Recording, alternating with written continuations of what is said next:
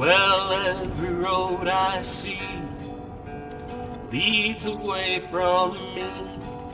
There's not a single one that leads me home. The road keeps saying, friend, come see what's round the bend. So is it any wonder that I roam? All the places I have been keep calling me back again. Down in the pines I hear the cold winds blow. My heart keeps telling me, footloose and fancy free, and the road goes by and calls me as it goes. Well, maybe somewhere there's a someone waiting with a smile, and maybe there'll be some place I can stop and rest a while. And maybe you weren't meant to be just a rolling stone, and there's a road to travel on that leads you back to home.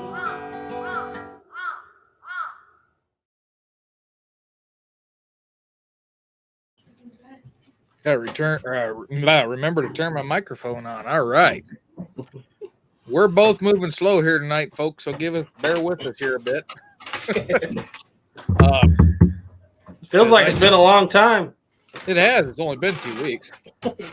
Yeah, but for me, for both of us, that's a long time. Yeah, a lot can happen in 2 weeks, especially when you do what we do. Yeah. So if y'all haven't already seen it, the next episode of Tales of the Trails podcast, I got tired of waiting, so I put it live yesterday. I think it was like 50-some views a bit ago, but I did. Let's see if I remember to paste it here. If I do it, I'll do it as both destinations. I want to paste the link. Y'all head on over there, check it out. Like I said, next episode's out, which is episode 2 of Red Cloud's War, and the first of a 2-part episode for the War of 1865. The reason for that is when I got into it, I was sitting here and I was typing the script and recording it as I was going along. So I'd write 4 or 5 paragraphs, read it off, write 4 or 5 paragraphs. When it got to 24 minutes, I decided I needed to stop because I was just about halfway through the book that I was referencing on the 1865 war. And I thought, if I'm halfway, this thing's going to wind up being an hour-long episode. And I didn't want to start doing that just yet. So the second part of the 1865 war will come out next week, next Wednesday. And man alive, that light's got me washed out bad. But other than that, if you're new here, usually what I do, we do our little intro here, and then Garrett goes through and reads comments. I'm going to let him do that while I go adjust to the light here. We have a subject tonight, don't we? Somewhat, yeah.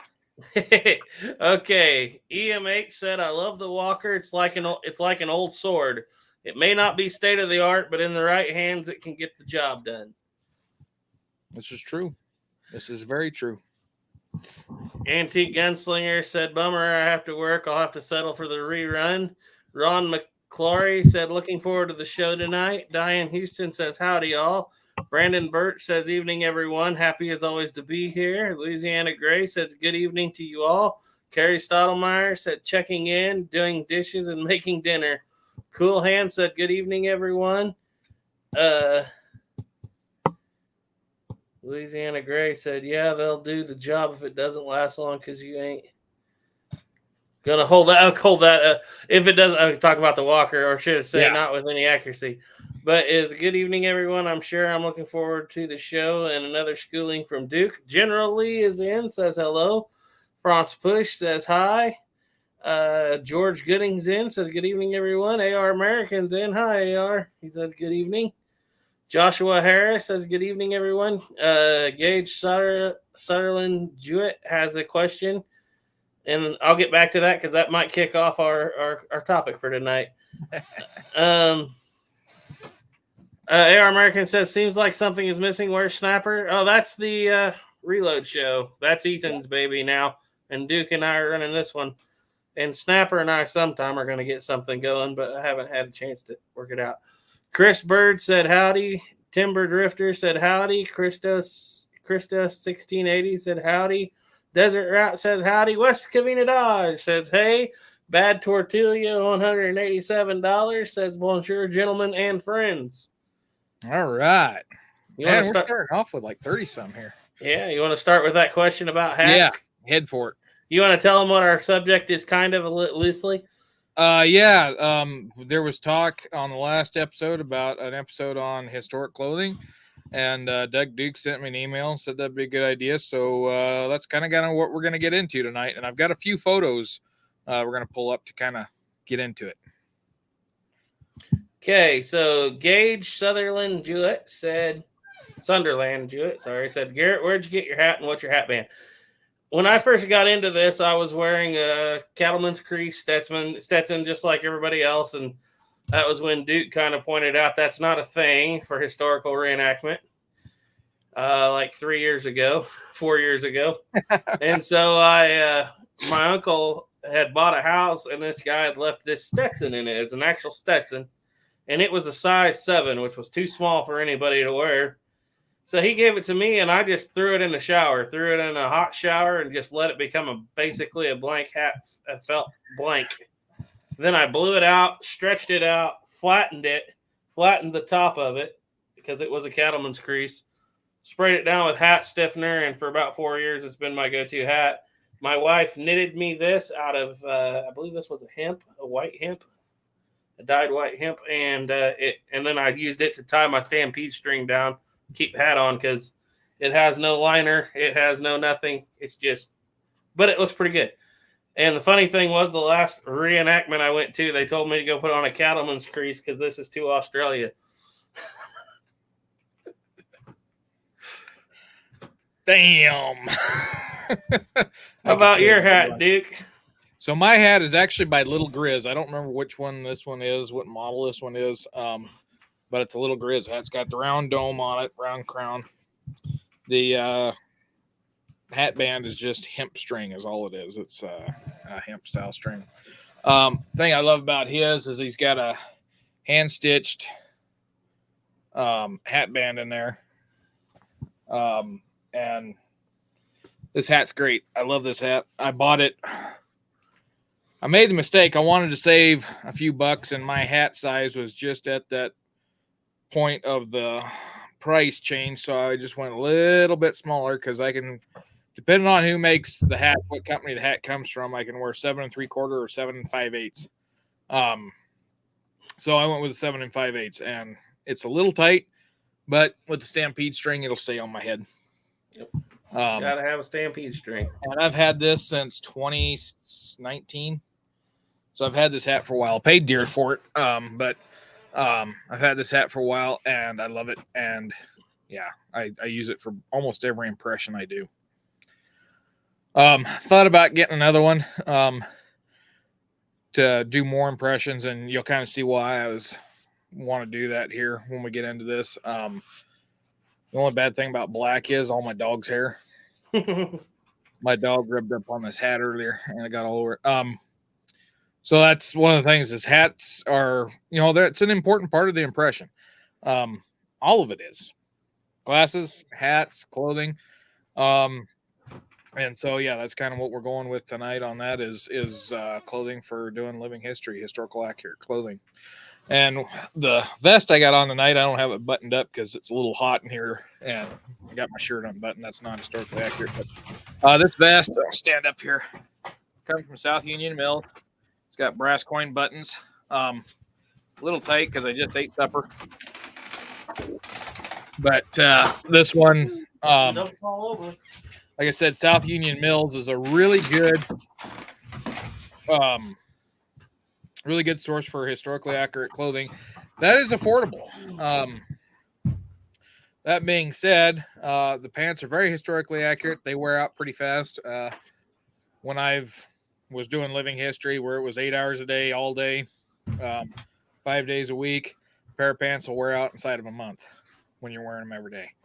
But if you buy more than one pair or put some long underwear on underneath them, it's not as bad.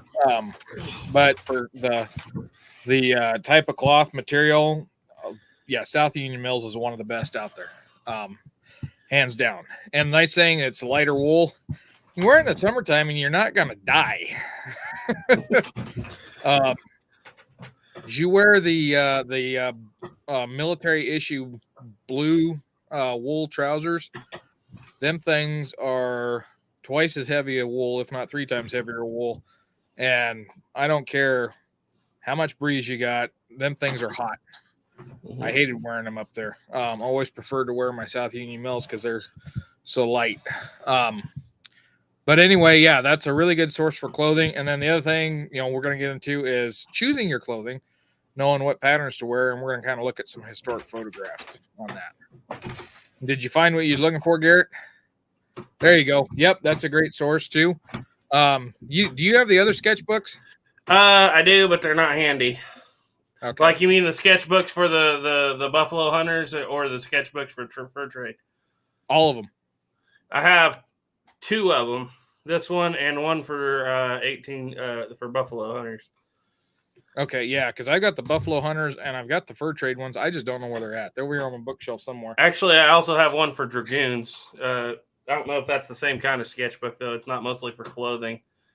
Yeah, I think I know what you're talking about because I've got it too. Yeah. And then there's the Shining Times books, which they're okay. Not the best, but they're okay. Anyway, what I wanted to get into is, or not get into, but kind of bring up as we're going along, is I wanted to hear you talk about what all can transfer over between time periods, because some of it can, but not all of it. Some of it can, not all.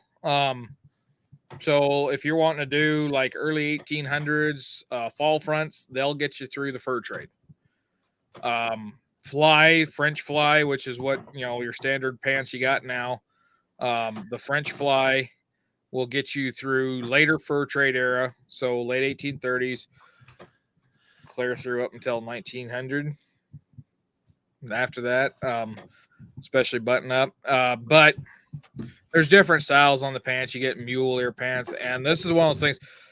I'm okay with clothes. I'm not real good with clothing. I just kind of go off of what I see in the pictures at the time. And the thing of it is when a clothing item comes out, you can't wear that clothing item before it came out. Yeah. But you can wear it long after the new one has even come out. For instance, for like military impressions, when Custer was up at the Little Bighorn, most, if not all, the troopers were wearing 1872 fatigue blouse, which was the first basically BDU. They had went out in 74. The Army replaced them in 74. However, that just because they replaced it as the standard doesn't mean that they're going to get rid of everything. So that's why in 76, Custer's men have still got 72 patterns when 74 patterns were readily available. So yeah, it's pretty typical to see older style clothing going beyond the new style coming in. That's why I like, and correct me if I'm wrong here, but for like, if I'm doing like, I'm kind of interested in right now, like 1820s, mm-hmm. I like to jump back to about 1780 in the gun department. Right. Because, you really limit yourself if you're trying to do fur trade and you're carrying a Hawken or a Lehman. It's correct for fur trade. But if you want to go back, it's not right. However, if you have that Hawken or Lehman, you can go to the Oregon Trail, right? Yep. And you can stretch it farther forward, but you can't stretch it back. Yep, that's the thing. You can't go backwards beyond the time period, but you can go forwards beyond, if that makes sense. So it's like, yeah, you can't go out and portray a trapper with a Walker revolver. Trust me, it's been done. I've seen dragoons, guys playing dragoons in 1846 with Walker revolvers. You can't be done. You can with a Patterson, but it's not going to be early. You can with a Patterson, but you can't do it with a Walker. And the other thing is, dragoons didn't get Walkers until well after the war. long after the war when they finally started getting issued them. And that was when the mounted rifles really got most of theirs, was after the war. So is your shirt you're wearing right now, just to bring that up, that's a carryover, right? If you're portraying Indian yeah, Wars. this shirt's actually kind of a more of a 1850s, 60s era shirt. Only thing I don't like about it is it drop sleeve? It's not really a drops. Well, it's kind of a drop sleeve, but it's got, you look like plastic buttons, and the guy told me they're historically accurate. I don't think they are. Yeah. And the guy I got it from is, let's say should know better if it weren't historically accurate. But anyway, yeah. Oh, you have buttons. Yeah, this one's got buttons on it. That's not your Mountain Man shirt, then. That's not my Mountain Man shirt. I've got a couple Mountain Man shirts. I think you and I have the same one right here, and I'm just trying to turn it inside out. But yeah, it's literally looks like your shirt, but mine has no buttons.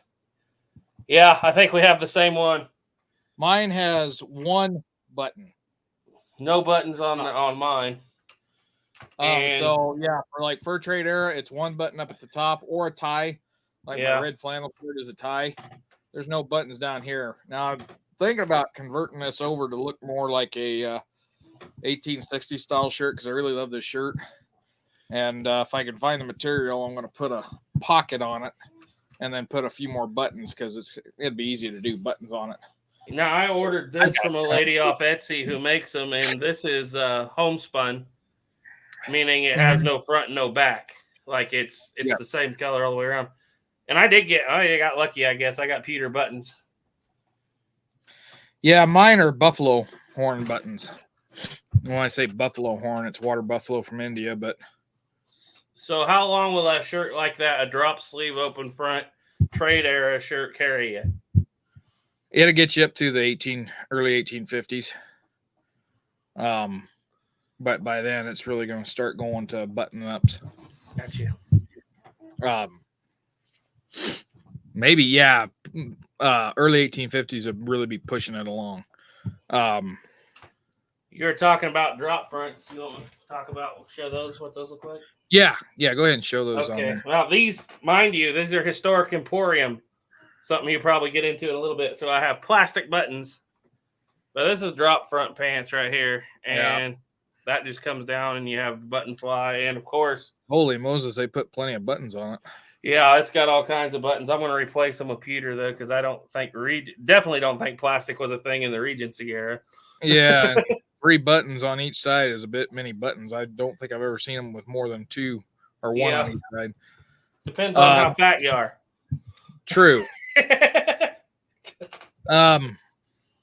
And there's even 2 different styles of fall front. So like Garrett's got that style there, and then I've seen one that's got a double fall. You've got a little fall in the front for certain purposes. And then you've got the overall broad part of it that falls down. So yeah, there's a couple different styles of fall fronts, but they're pre, by 1840, they're going to start phasing out and going to the French fly. Yeah, one thing's for certain: none of them have belt loops. So, or I should say, by the mid 1840s.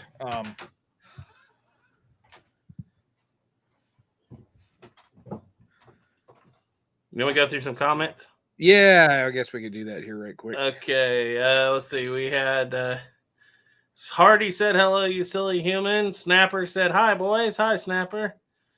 Hardy said, "Yes, you just convinced me to stay up for this episode."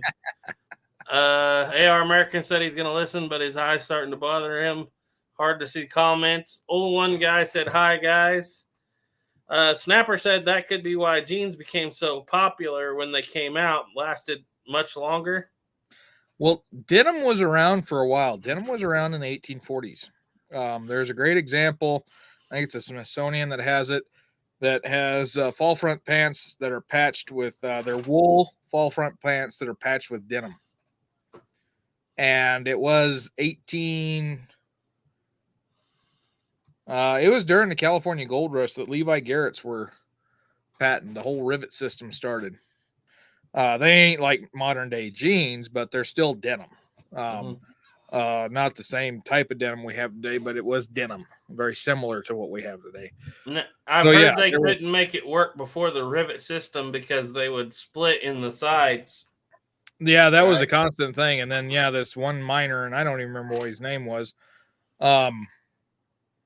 sent a pair of the pants back to the company that had made them, which, Levi Garrett gets a start there. And he basically took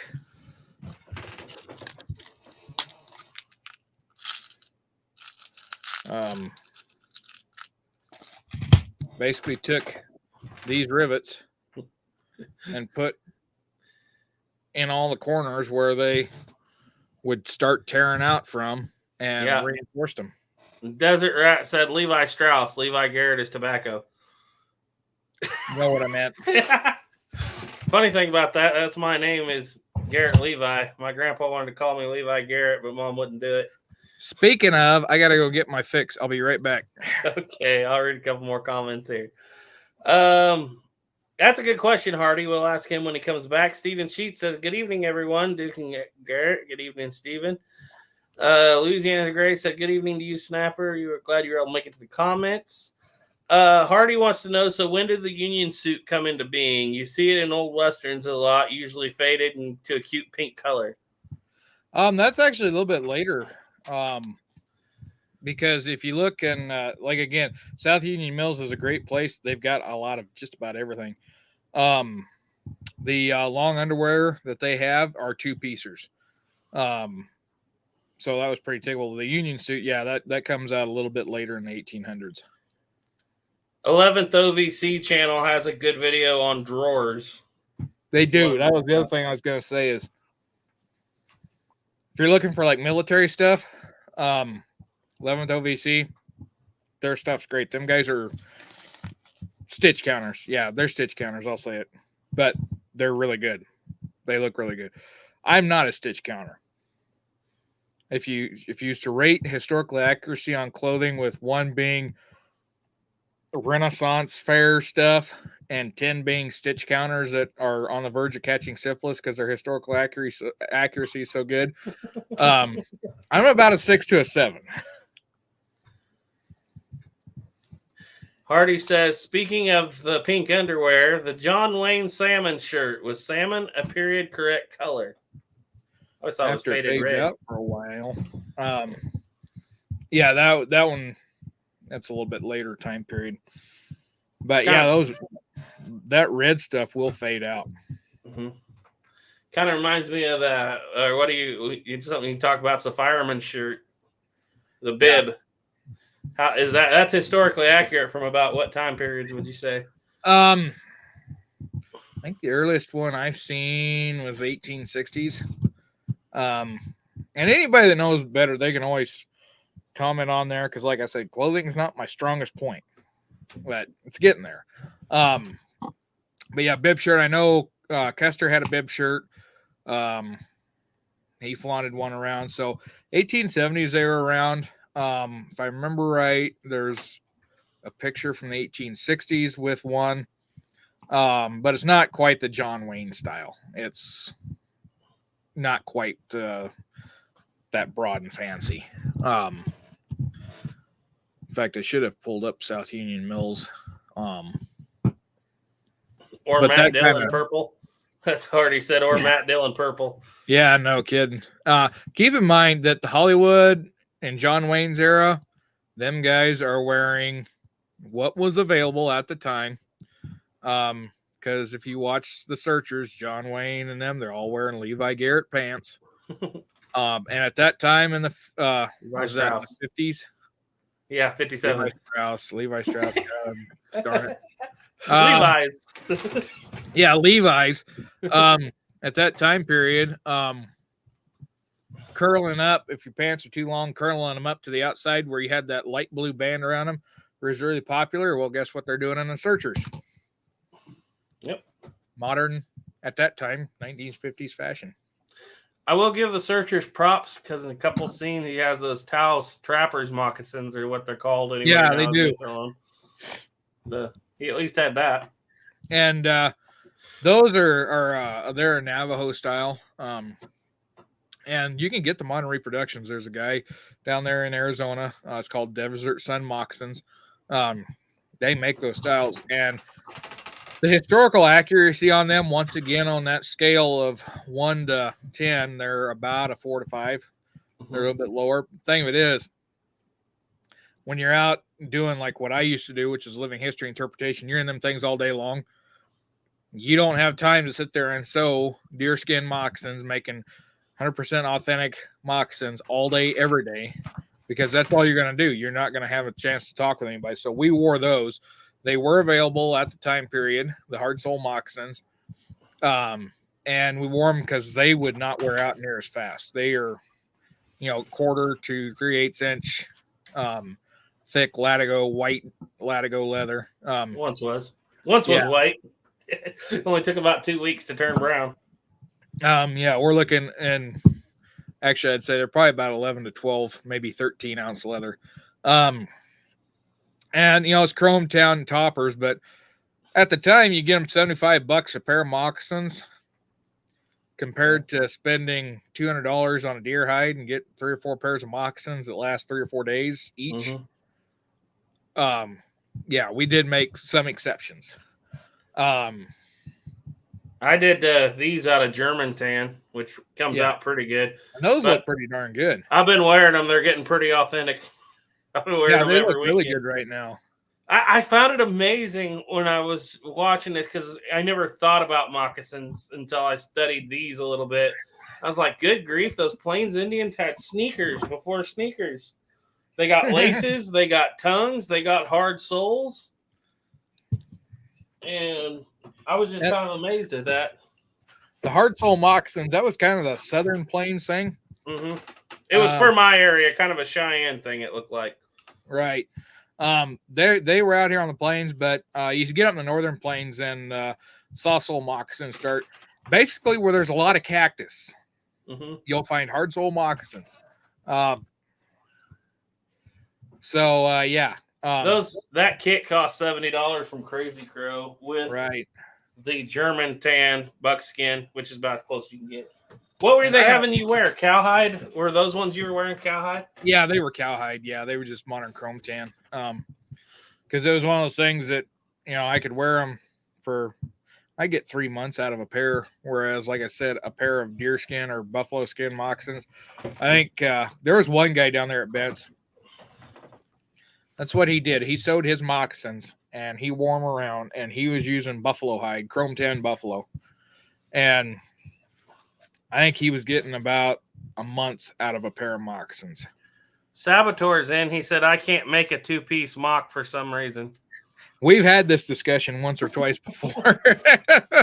I don't think I got them right here close by, but I don't. I'm working on a pair that I'm beating up for my fur trade impression.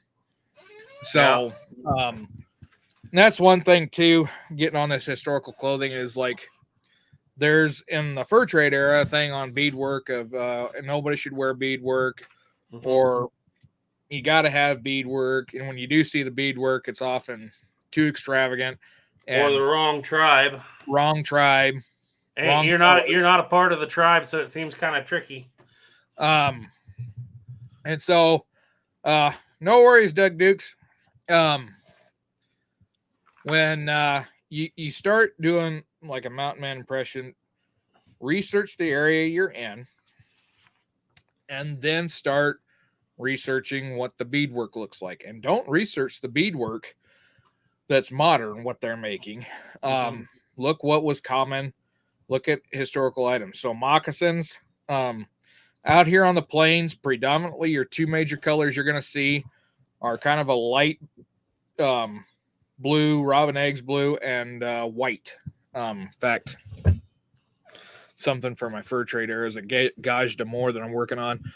That right there is the primary colors. In fact, I've probably got too much blue on it, but this is something you would see typical plains pattern. This, I don't know what they call it. It's kind of a sawtooth edge. And see that on some items out or some beadwork out here on the plains. And so that's why I put that on there. So yes, there was beadwork. If you read the historic documents, there's beadwork's pretty common for trappers, traders to be wearing it. Rufus Sage, I think it was Rufus Sage, writes when he was down at Bent's Fort that the Bent brothers were clad in buckskin suits that were beaded. Mm-hmm. And of course, when I brought that up at Bent's Fort, it was, oh no, they were dressed like gentlemen. They did not ever wear buckskins because for whatever reason, they didn't want anybody wearing buckskins down there. That was after I started. When I did start, it was everybody was wearing buckskins. So yeah, the beadwork, if you're going to do it, do your research on it. And there's argument on floral and geometric. Well, if you look, geometric comes along before floral, because when you look at things like quill work, that's another thing you can do is quill work. Quill work was a lot more common early in the fur trade than beadwork. I saw a guy the other day beading some set of baby moccasins, and he beaded the Nike symbol on them. Yeah. Oh, geez. Quill work is hard to do. I don't know how to do it. That's why I chose beadwork. But yeah, just one of the things you got to do is you got to sit down and do your research and document it. Save what you can. It's one of the things I'm bad about is saving my sources. I'm getting better about it. It's like when I find pictures, I save them on the computer or on the phone. My phone's getting full because of it. But yeah, if you're going to do beadwork, just make sure it's proper for the area and the role you're playing in, and don't go wild with it. Some of those guys beat the bottom of them. This right here is about as much as this bag is going to get. Is right there across the top. I thought about doing the same thing down here, but I'm really hesitant because I'm also thinking about doing fringe along that part. So don't go extravagant with your beadwork. Now the moccasins I'm working on, I'm actually making those for more like the late 1850s through the late 1860s era. They're going to be heavily beaded. But once again, use the colors that are available in that area. Like I said, pick the area you're going to be in, pick the tribe that's dominant in that area, look up what their historic beadwork is. Now, most of the stuff you're going to find is going to be reservation period, and that's when beadwork really starts to change and get really detailed. Mm-hmm. They'll have like a sky with stars and moon and like over covering. But if I had a fully beaded pair of moccasins, I'd be the guy get my foot caught in a bush or something and just rip all of them off, and you'd be like, "Oh, give me one quick second. I'll be right back. I'll grab another thing I've worked on." All right. I'll get to a few comments. I saw a trick up here, a question by Timber Drifter. We'll get to that in a second. Louisiana, talking about skinny jeans in the John Wayne era. West Cadena Dodge said, I was reading one of my great-great-grandfather's annual budgets, 4 factory shirts for the year. Let's see. How about Louisiana Gray said, I don't think I was saying thank you, but since you did that, how about Andy Devine? I'm not sure. Let's see. Dress Mocks. Yeah, what do you got there? I'm done. I'll go back here in a second. So this, a lot of people remember I was working on this a couple of years ago. Got it all nice and fancy. It saw 2 reenactments. And it's missing beads. Really? Because I didn't set them far enough. I didn't sew deep enough into the leather. They got caught. They tore out. But you know what? That makes it look more authentic. But this one is based off of a knife sheath that was collected supposedly in the late 1840s out here in the West. Loosely based off of that sheath that was attributed to the Cheyenne. Once again, you see the sawtooth edge on it. Mm-hmm. And I didn't use the exact same color shade of blue. I changed a little bit on these, how these were done. But yeah, I did that one. And so this is what I carry around as a scout for my scout impression. Now, does that hang off your belt or just tuck into your belt? This is hung off the belt. That's why I got, because I was afraid if I tucked it in the belt, it'd really rip the beads out. So I've got these 2 strings on here and it dangles by them, which is a common way. In this day and age, it gets frowned upon to wear these kind of things when you're out doing them. But as part of my character is a person that was trading, conducting business with the natives, also acting as a scout with the Army. So it's very plausible to have this. About how many hours would you say you had beating that? A lot. I was beating it 4 or 5 hours a day for about 7 days. I see. That's it almost takes more time to put a bead on a needle than it does to sew it down. Timber Drifter had a question here. He said, were boots and shoes common or available on the plains in the 18s, 20s, and 30s? Not common. You would see them. A lot of those guys would be bringing their stuff out with them. So when Ashley's crew comes out to the west in 18, oh crap, I've had a real brain fart. Garrett, save me. 23. I about said 22. 23. Trip 1 anyway. And that's one thing. My times I always get screwed up. When you read as much history as I do, things slip. But anyway, 1823, when they came out, they're going to be wearing a lot of European Eastern clothing. They're going to be wearing wool pants. They're going to be wearing the shoes, boots of the time period. Once they get out west, that clothing's not going to last forever. Out in that rough country, this wool is going to be shredded in short order. And so that's why when they look at, when the mountain men come in, there's a, how you want to say it? It's not assimilate, it's dissimilation. Well, they call it dissimilation. The Anglos that are coming out there, white guys. I should say white guys because there was a lot of Hispanics and African Americans that came too. The Anglos that are coming out are going to start adopting the clothing of the natives out in the West because there's no shoe shops, there's no clothing stores, very few trading posts. Those trading posts, yeah, they're going to carry cloth, but that stuff's expensive once it gets out there, and it also doesn't last long. So, yeah, they are going to wear out. And so they start adopting the clothing of the natives, which is made out of deer skin, buffalo skin, animal skins. It's more durable, lasts longer, and you go out, you shoot a deer, and if you do it right, in a few days, you can have it turned into leather that's ready to make into clothing. Or you can trade with some natives for some deer skins. Well, just for reference, Lewis and Clark came out with shoes, and nobody had usable shoes by the time they got to the Falls of Missouri, I believe. Yeah, because leather shoes wear out.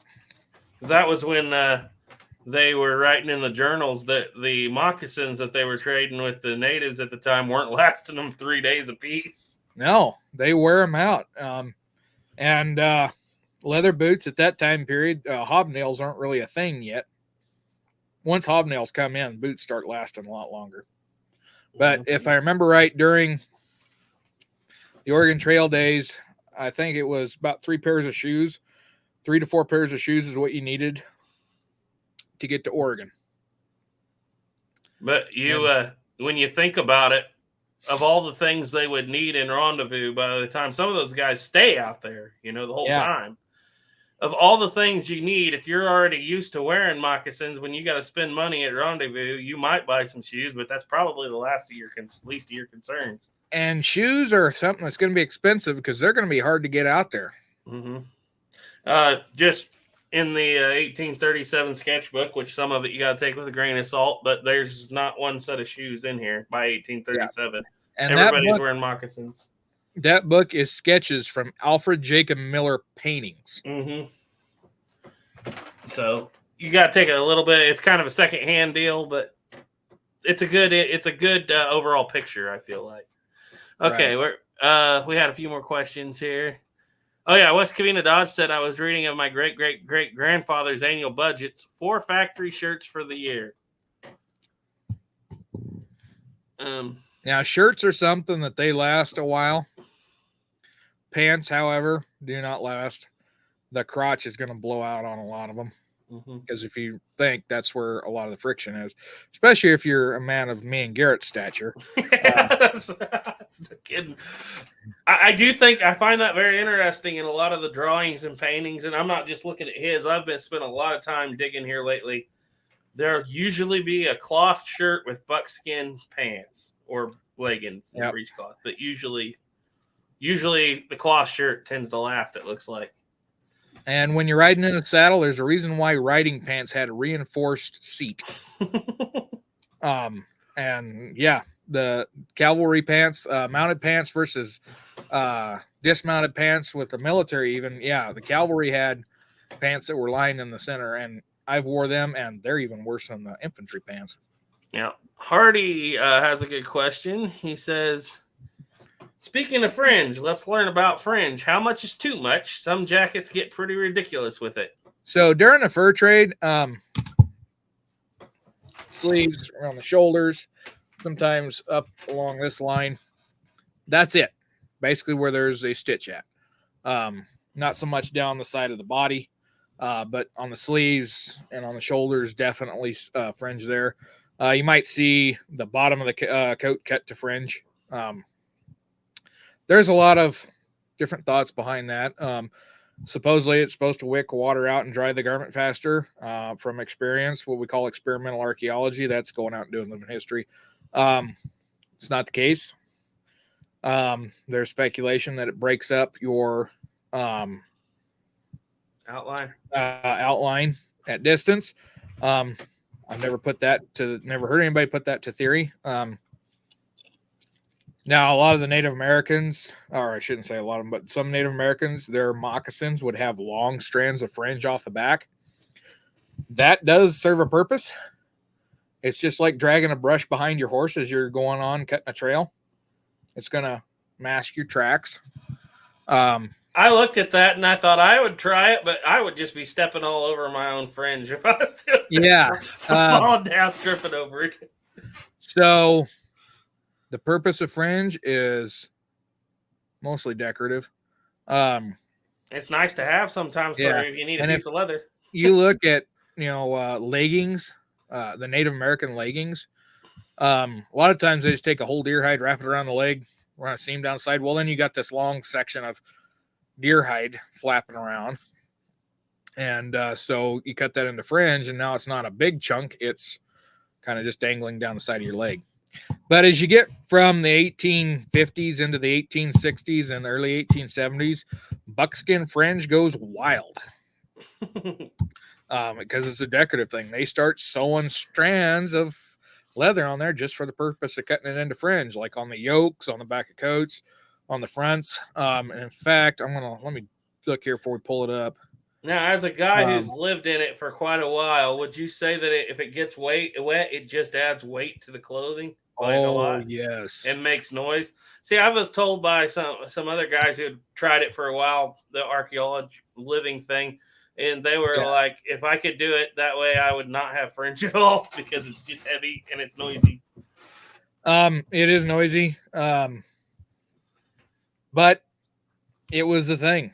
It was there. It was a thing during the times. So yeah, fringe was around. Like I said, it gets more extravagant into the 1860s and 70s. And do you know where your Buffalo Hunter sketchbook is at? Yeah, it's over Caleb's. Okay, I'd have to really dig to find it. But if you find the Buffalo Hunter sketchbook, it gets in there, and you can kind of see how extravagant it starts getting in that time period. I actually have some drawings of the fur trade. They're putting fringe on pockets, on jackets, and everything. About like that long during the 1830s and 40s. Yeah, and it's not like, some of those things you see, it's like, 10 inches long on the sleeves. Now cut it off at about 3-4 inches. Yeah, they're saying 3 inches on here is typical. Shoulders, shoulders you'd see 8-9 inches on there. Yeah. And you see it on the pants too. I like this drawing right here if I can get it in the light. Yep. Yeah, it's not terribly long.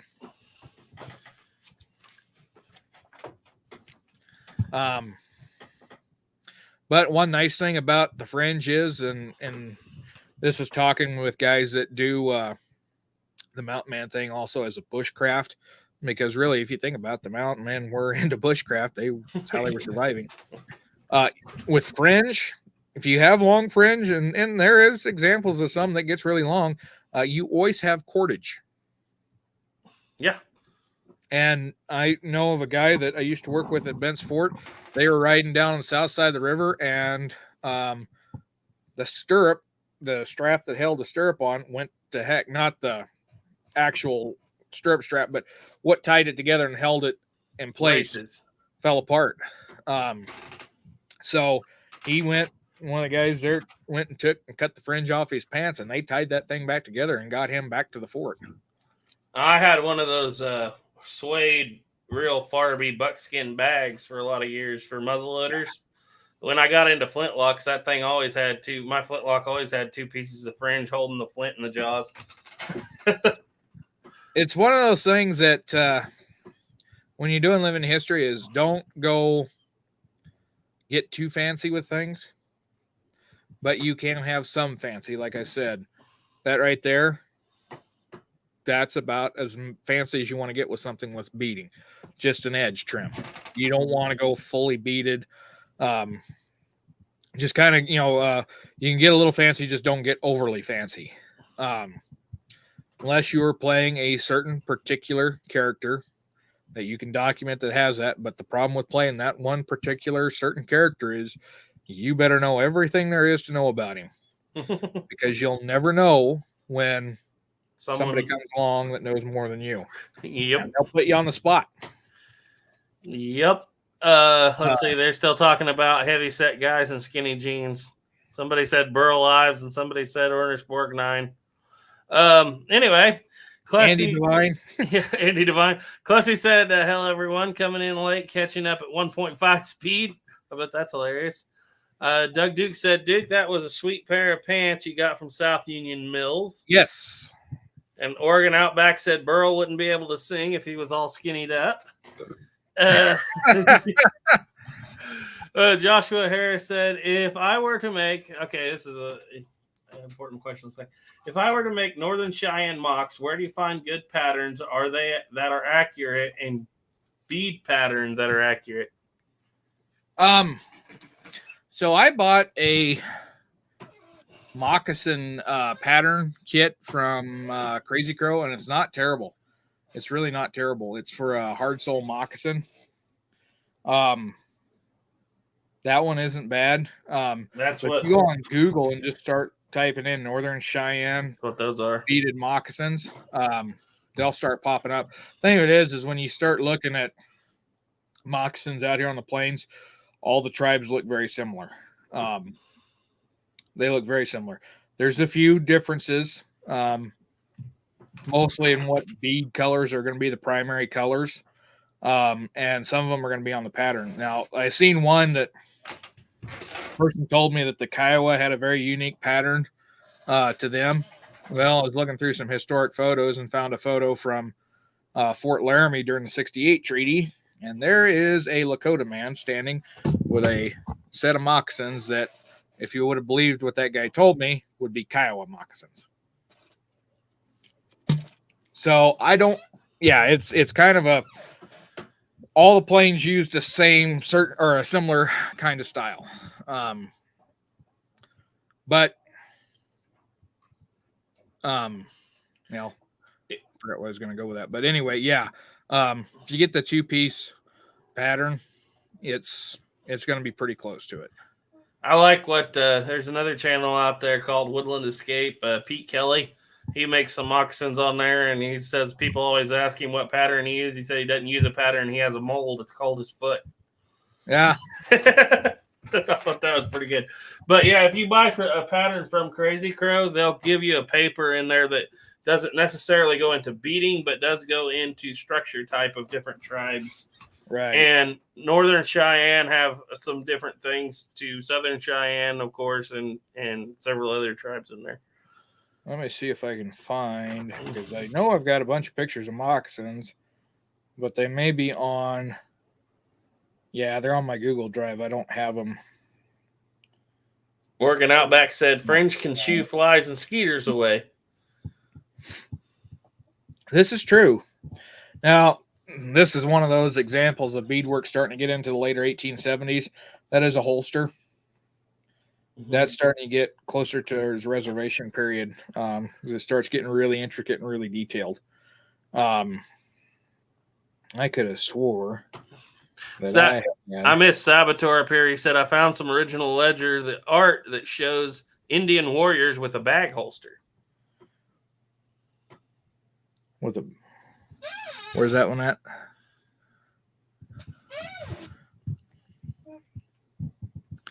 Like the holster you made kind of bag holster, or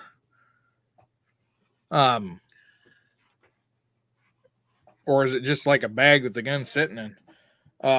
Because I've seen your holster that you made out of rawhide. Yeah, here's a example of a very early Southern Cheyenne knife sheath. Nice.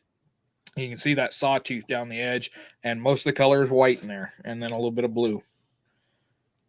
And then this is the one that I loosely copied mine off of. Mm-hmm. I was going to put the deer toes on there too, but I haven't done that yet. Now, Hardy has a question, I think, kind of going back to that open front mountain man shirt, or not. He said, how about lacing up a shirt with a leather lace like Johnny Yuma?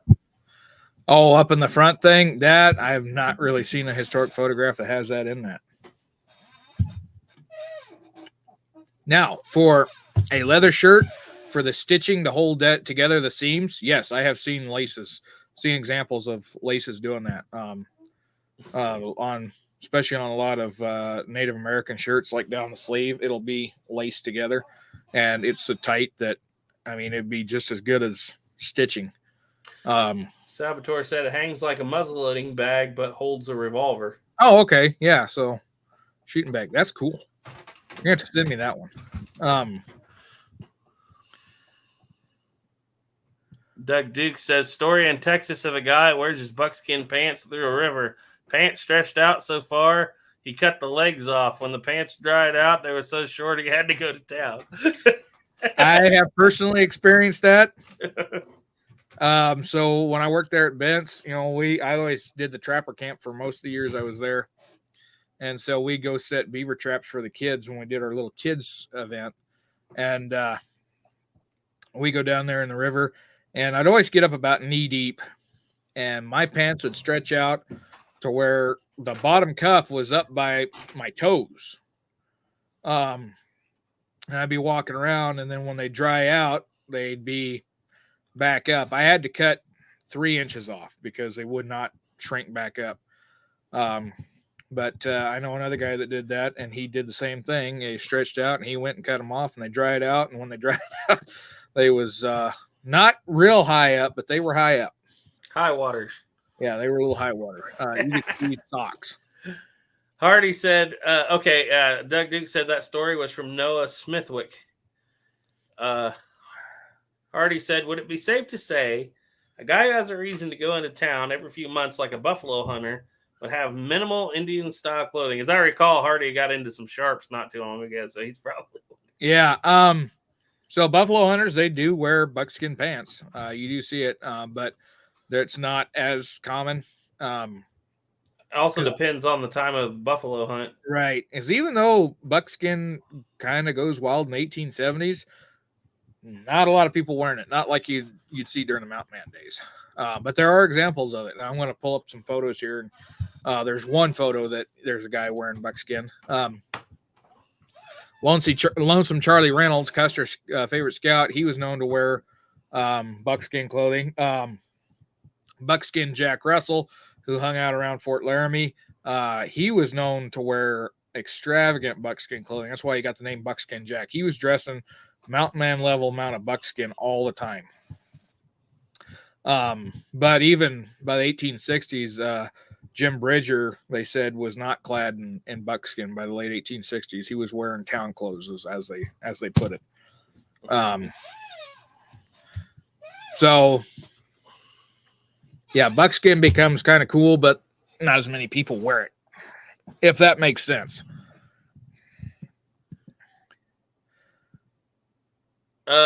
Yeah, Hardy said, speaking of Johnny Yuma, I would assume it was not very common to wear your kepi years after the war. There's a few examples of it, but it's not real common. Go ahead, sorry. No, you're fine. Go ahead. Desert Rat says, check your major airport. Anchorage, Alaska had some amazing displays of tribal rain gear, eyeglasses for snow, reindeer coats, pants, and boots. Go hang out at the powwow and talk to those people. There are some, up there, and Museum of the Fur Trade is another great source. They have everything. That museum it's a lot inside a little building, and I wish I could have got Garrett over there to that. But I'll get up there someday. That one's a great place to go to see some of that stuff. So looks like we're caught up on the chat here.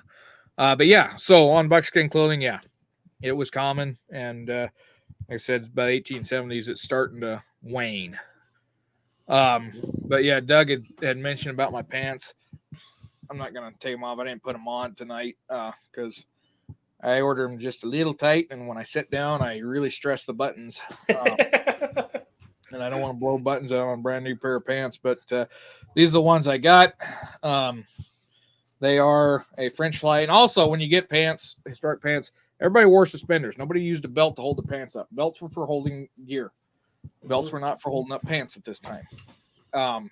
So get yourself a good set of suspenders. And just be aware when you order pants for historic clothing for this that are really, really good. Measure high. Measure around your belly button, not around your hip. They're Steve Urkel pants. And that's what leads to the misnomer that everybody wore their gun way down on their side. No, they're wearing their gun around their hips. It's just that the pants are way up high, and it looks like they're lower, but they're not. Because if you look, usually, almost always, the butt of the gun, the top of the butt of the gun, lines up just about with the elbow. Joey, the grip needs to be between your elbow and your wrist. Mm-hmm. Somewhere in there. Cool Hand said, I've worn chaps before, but never wore buckskin. Are they cooler than chaps? Chaps, I call them chaps. No, buckskin. Brain tan buckskin's not bad. Chrome tan, the modern stuff, the shiny stuff, that modern deerskin, it is miserable when it gets in the 90s. And you'd better wear long underwear underneath it, because once you sweat in that, you are going to have one heck of a time getting back out of them. Just gotta wait for Make this from experience. The nice thing about brain tan buckskin is it does breathe a little bit, not a lot, but it breathes a little bit. You can still take it off after you sweat in it, but the thing of it is when you sweat in it, that starts to rot them out pretty fast. Arizona Frontiersman asks, how long were brogans and fashions? Did they extend to the late 1870s? Oh yeah, the Brogan style was around for a while. Yep. Okay, Hardy says, if it helps any, I want to do Buffalo Hunter at Adobe Walls impression, even though I'm in Indiana. So that's where a lot of my questions come from as far as town bought clothes. I just, like I said, South Union Mills is one of the best. So in that time frame, I would get something that's kind of this style, which is the French fly pants. They'll get you through that time period. You could start getting into like 1870s clothes, but that would be where I would start at, as I go with them. And bear in mind, if you want real good buckskins for any of that impersonation, it's going to cost you 3 times as much as anything cloth nowadays. Yeah, these pants here are $150. And to make a set of pants, buckskin, with good buckskin, you're looking at $300 just in buckskin to make. Or more. Or more, yeah. If you want good brain tan, you're looking at $200 per hide. It takes 4 hides to make a pair of pants. At least for brush. Or 5 if you want really long fringe. Or if you're a bigger guy. Either way, you're looking at a lot of, and so at 200, yeah, you're looking at $800 for a pair of pants. And trust me, I've known guys that have done that. It's not cheap. You can start going with a little bit cheaper alternatives. There is the German tan stuff. Some of it's good, some of it's not good. I wasn't very lucky when I got my German tan deer hides. They fell apart right in my hands. They were not very good hides at all. I sent them back. The Saboteur said just wear leggings and breechcloth. I wonder how I would think by the time of the buffalo hunters, that'd be really out of That's fashion. not common, but during the fur trade era, Yeah. there are mountain men that do that. But if you hunt a lot, well, you've got free buckskin leather. It's just going to take the time for you to tan it. Trust me, it takes a lot of work. I've tanned quite a few hides. I've only had 2 that come out successful in the first try, and I got a lot of attempts that are still in the freezer. Because the nice thing about it is if it dries with buckskin, if it gets stiff on you, you can always wet it and try it again another day until you smoke it.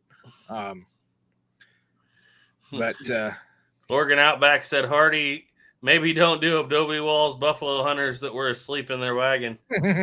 That's kind of funny. So with that, so the pictures I'm going to pull up here, most of them are in the 1860s. The reason for that is because that's the time period that I'm really focused in with my stuff, is the later 1860s through early 1870s. And like I said, most of that stuff is going to cross over there on a lot of it. So give me just a second here. I'm going to pull this up.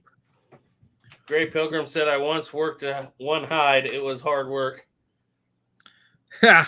Yeah, it is hard work. All right, here's a really good one. So this picture, can you see it there? Yes, sir. Perfect. All right. So this picture is from the 1868 Fort Laramie Treaty up at Fort Laramie, Wyoming.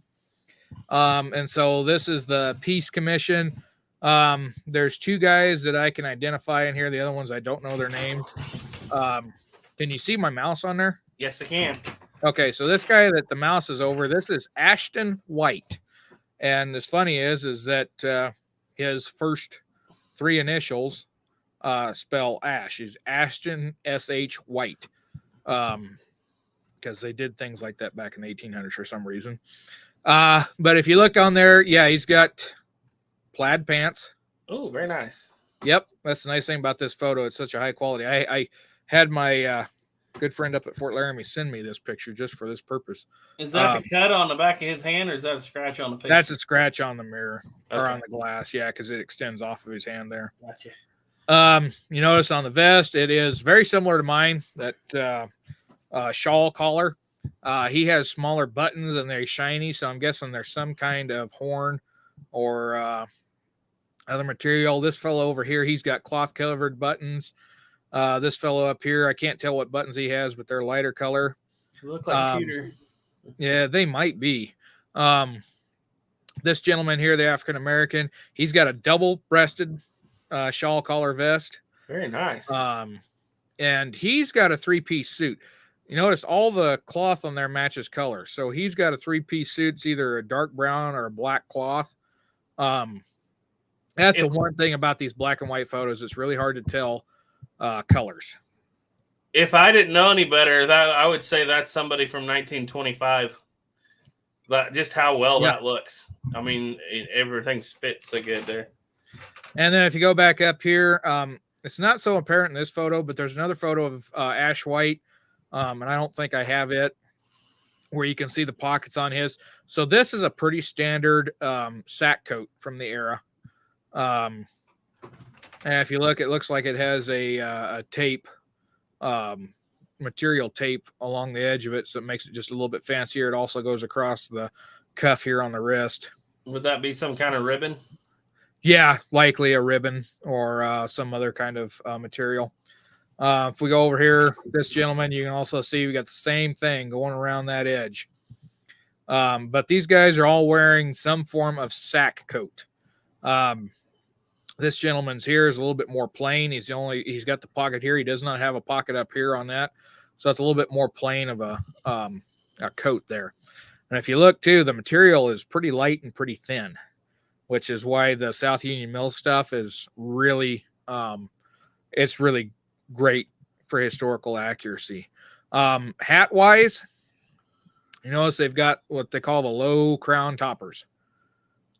Possibly even telescoping has a problem with hat crowns, as you can't often see the top of them, especially when they're flat. So it might be a telescope. It may be flat across the top. It's hard to tell, but it's a lighter. So it's probably a white or a gray color. And then you can also tell there's a ribbon that's running right across that.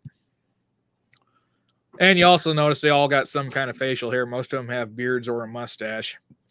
If we come over to this guy's really interesting. This guy is actually John Casual Tuesday. Yeah, this is John Richard Jr. or John Reshaw Jr. He's the son of Jean-Baptiste Reshaw that came out to Fort Laramie area in the 40s. Married Red Cloud's niece, and his Red Cloud's niece was a mixed blood. She was the daughter of a white trapper and Oglala woman. So John Reshaw served as an interpreter at Fort Laramie, and in this picture, he is fancied up. There's another picture of him that I wasn't able to get. They haven't emailed it to me yet. And in that other picture, he's not got his buttons done up. He doesn't have a coat on. He looks very much a regular frontiersman. In fact, if you go down right now in this picture, he's got his pants outside of his boots, and the other one, he's got them tucked. But there you can see he's got a vest on it's a high collar vest, goes up. He's not wearing a cravat, but he does have a coat. And you notice this black thing here. I thought it was a shadow. The problem is the shadows go the other way. So he actually has a sack coat with likely a black velvet collar. Which that was a thing back in the day at that time. Likely they're cloth covered buttons because the buttons aren't really reflecting. It's hard to tell on the other side, but it's probably something similar to what Ashton White is wearing or what this gentleman here is wearing. Once again, low top brim hat, or low top crown hat, I should say. The interesting thing on his pants is you notice they're kind of a light gray, and then there's this dark line. Yeah, in my mind, I picture light blue and dark blue, but that's exactly what it is. He's wearing a pair of officer's infantry pants. Yeah, that's probably why I thought that's what came to my mind. So he is wearing a pair of milcert pants, essentially. You can see where his boot tops come up to, too. Yep, and every one of these guys is wearing boots. Every one of them. It's hard to tell. He's got boots that come up to about right here. Yeah, you can see them. This guy, and the other way you tell you got boots, you do not see laces. Yeah. And so Ash White, his boots come up right about here, because there's another picture of him. I don't think I have it, that has those boots. This guy looks like he does have shoes, lace-up shoes, just because you can see the cut there for where the laces would go. But most of these guys are wearing boots. Well, this guy here, he's got lace-ups. You can see it right there. So, yeah, that's that picture there. So, where'd everything go? Okay. So, let me see. I'll grab some comments while you're looking. Yeah. Gray Pilgrim said Duke is a walking history scholar. Mantis Toboggan says, howdy, gents. Hardy said, funny thing about menswear, those suits wouldn't look too far out of place nowadays. Very formal, but it'd get the job done. Interview in that. Gray Pilgrim said, ever notice guys' suits look the same through history, unlike ladies' dresses. Guy suits 1870 to 1920, 1950, it's about the same. We guys don't care, but the ladies, we must pay attention. Doug Duke said, "Is Richard wearing military pants? The stripe." Yep, we've addressed that one. Yep. Joshua Harris said, "I've read you don't want to use certain beating patterns, especially patterns being used as religious symbols. I just don't want to offend." Yeah, and that's another reason why I keep it really basic when I'm doing patterns on the beading. Cool Hand said, "I have an old dress coat made of cotton material. If I were to remove the shoulder pads, do you think it could pass as a sack coat?" It's one of those I'd have to see a picture of it, but the thing of it is there are minute differences, and it's hard to see in the photographs, but when you see reproduction clothing, then you notice it. Because most of the photos are in black and white. That's why you can't see the minute details real close. But a lot of patterns, like these patterns, are based off of originals that they can go and look at.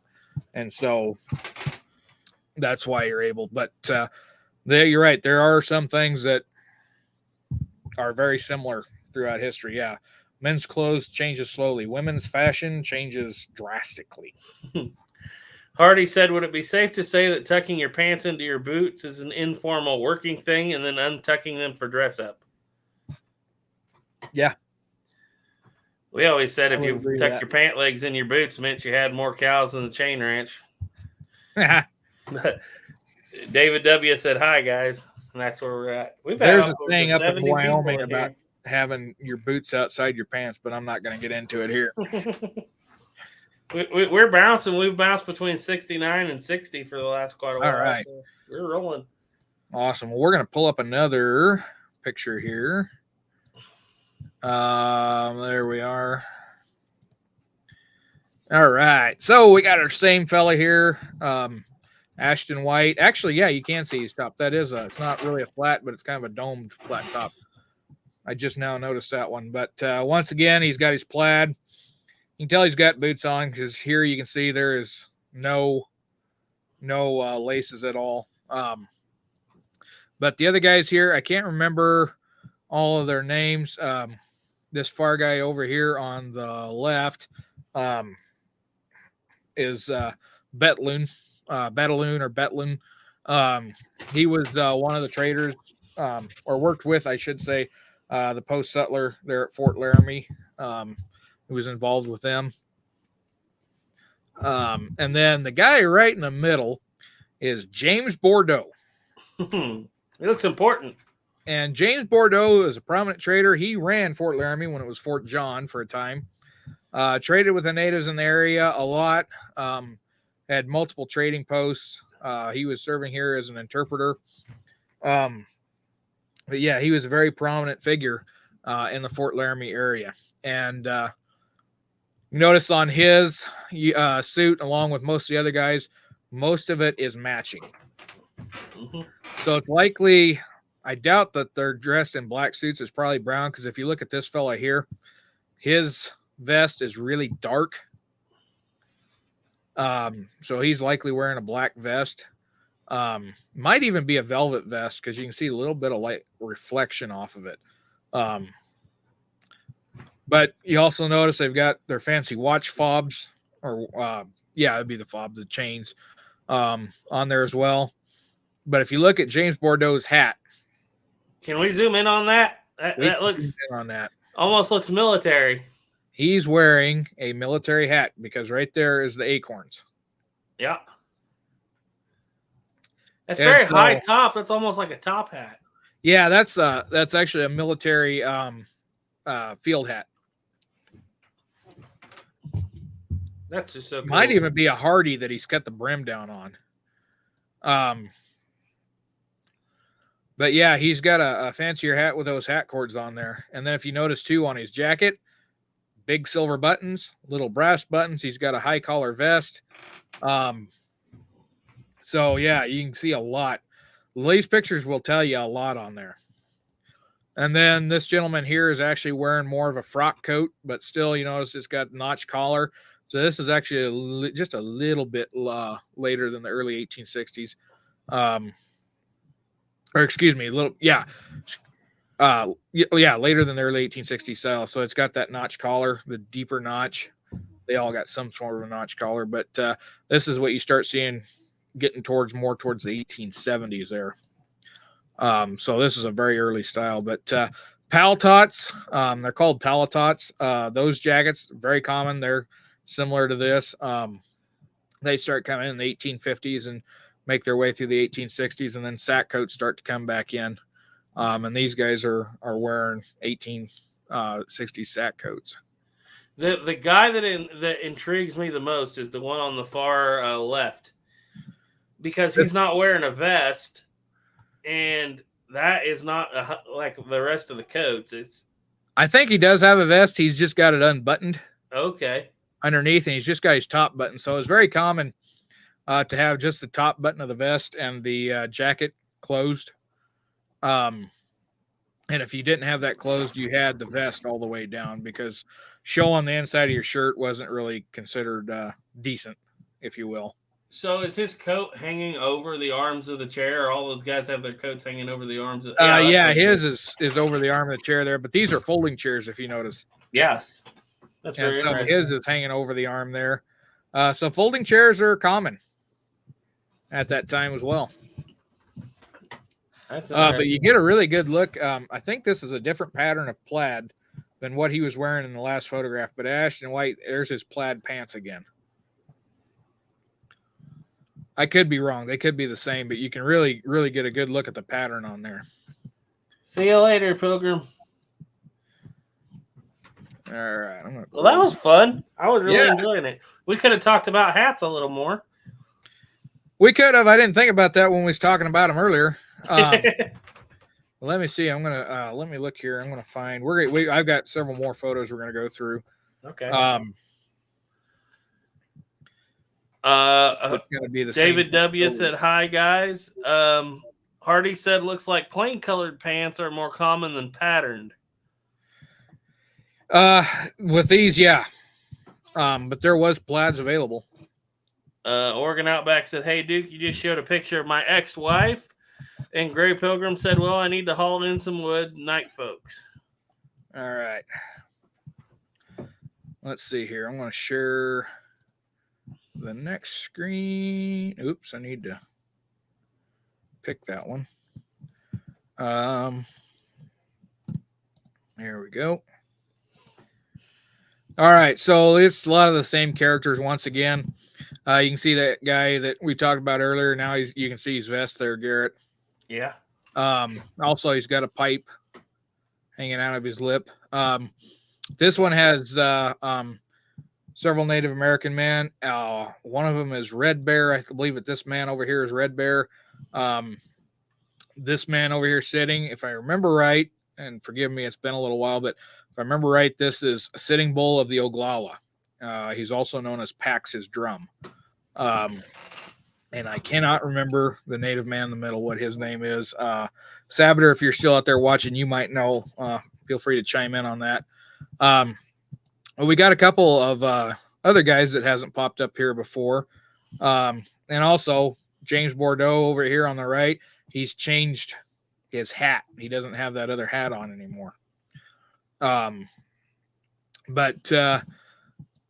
this guy here reminds me of me.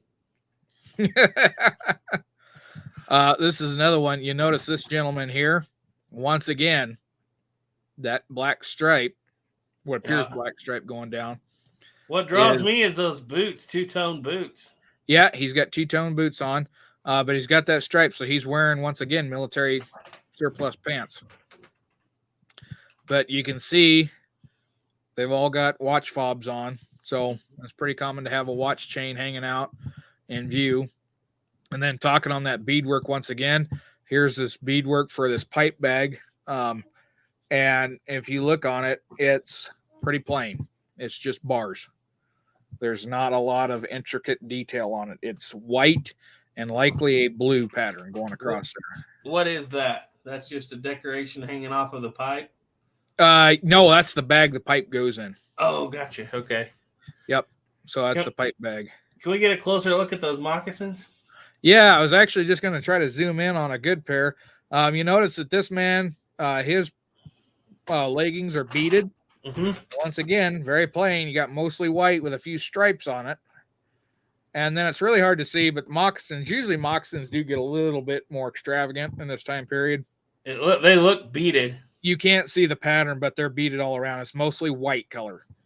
Yeah. And then can't really see his moccasins. They're in the shadow. And his moccasins, all you can see is the bottom of them. You can't really see much detail. He's got those long fringes hanging off the back. Well, I think it's the ties. I think that's ties because there's only a couple of them. So he has a high top moccasin? No. They only probably go up to about his ankle. Okay. High top moccasins were typically only worn by women. But what's really interesting is his war club. That is a knife spike war club, but a very intricate war club. That's a scary looking weapon. And I know a fellow that's working on one that's going to be really gnarly looking when he gets it done. I can't wait to see it when it happens. Is that Sabater? Yeah. Yeah, he's got a really nice looking one. Yeah, I'm hoping he can have it. I can get to see that here pretty soon. But anyway. Okay, so Hardy said, so military surplus clothing was common for civilians to wear. Was it? Would you say it was very common? In the Fort Laramie photos, there's tons of Fort Laramie photos. You see quite a few guys wearing surplus. Yeah. So they were likely going to the quartermaster and buying them from the quartermaster. I've also read that the color blue is pretty predominant after the war for about 10 years because they had a lot of cloth that they'd never used. Right. And so a lot of blue canvas or wool, I should say. Alrighty here. Let's pull this one up. Now this one is when they're out at the camps. It's titled Half Breed Camp. You know, that's the term they used back in the day. Not a term we typically use. They refer to them mostly nowadays as mixed blood camps. But this is just outside Fort Laramie. And one thing you notice on the teepees, like the teepees we set up at Fort Laramie are real sharp, steep-sided cones. And they're higher up in the middle, not as big around the base. These teepees, that's one thing you see with these teepees and all of the photos out at this camp is that they're much bigger around at the base. Not a lot of poles stick out at the top. These things are very large inside, and likely these are made out of canvas. It's hard to tell. I don't see a seam. Well, you can see it in this one back here. There's what looks like seams going down. I'll kind of zoom in on that. It could be decoration too, but canvas teepees were starting to be sold quite a bit as you start getting in the 1860s. In fact, Spotted Tail, when Spotted Tail was living at Fort Laramie during the treaty process, he actually used a Sibley tent, what he called the white man's teepee, which a Sibley tent is a great big cone, but instead of having 20 some poles to put up, you got one pole. And so he was noted to have that. Yeah, when I said seam, I meant like the sewn buffalo hides together. Right. Yeah, you don't see those typical Yeah. seams. Right. Now the guys that are in this photo, I don't know. I don't know they have the names on any of them. But one thing you notice here with the hats too, you still kind of got these low crown hats. That's pretty common. But these guys have what's called working man's caps. They've got a brim. This gentleman, his has a little ball on top. But this is kind of what the wheel cap evolves into. So by the 1860s, it's starting to get small. This guy's here. This is actually more a traditional wheel style because the top of the crown there has got that little wide flare on it. Mm-hmm. Do we know the guy on the far left? This gentleman here, no, I have no idea. And on this photo, it's one of those, it's hard to see faces, so it's hard to make them out. He looks very scouty. He does. And then this guy here in the middle, he does pop up in a couple other photographs, as well as this gentleman here that's smoking a pipe. But I don't have the names on them. That's one thing that I was trying to do when I was at Fort Laramie is figure out who all these people were. And that was turning out to be a chore. But yeah, yeah, once again, like I said, on the hats, low crowns, round tops. Then these two guys have more of a cap style. But if you notice on this gentleman over here, once again, that black collar, he's got the black velvet collar. Mm-hmm. So that was available at the time. They're all wearing sack coats. This gentleman's got more of a frock coat style. And a couple of them have cravats. This gentleman here, he actually doesn't have a vest on. But you can see his shirt, and that's kind of the style. If you look at the buttons, like what I have on now, it's got a tape trim around that notch, and then buttons that go up from about mid chest up.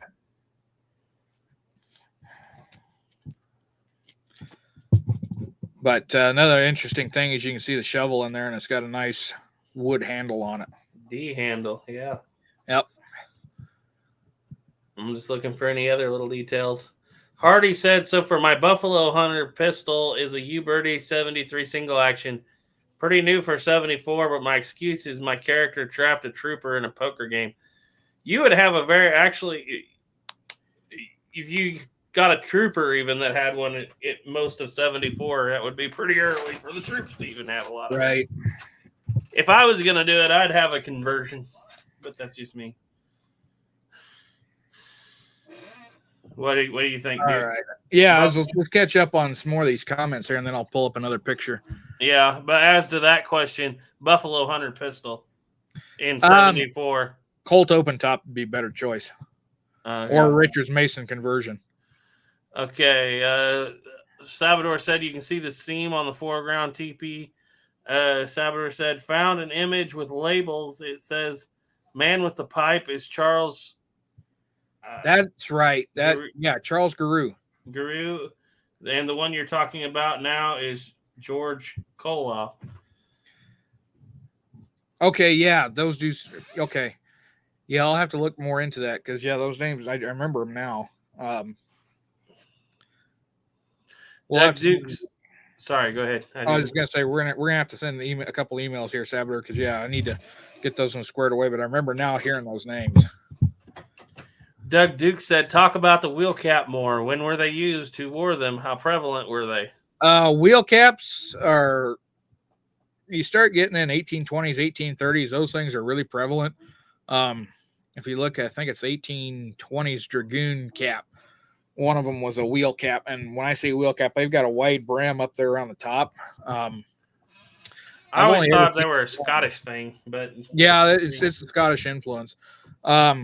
I've only ever seen one, the older styles for living history. It was a good friend of mine had it, and he wore it out there at Bent's. But the wheel caps during the 1840s to the 1850s were common. But one thing you notice is that little crown, that flare up on top, slowly gets smaller as you go through the through time and get into the 1850s.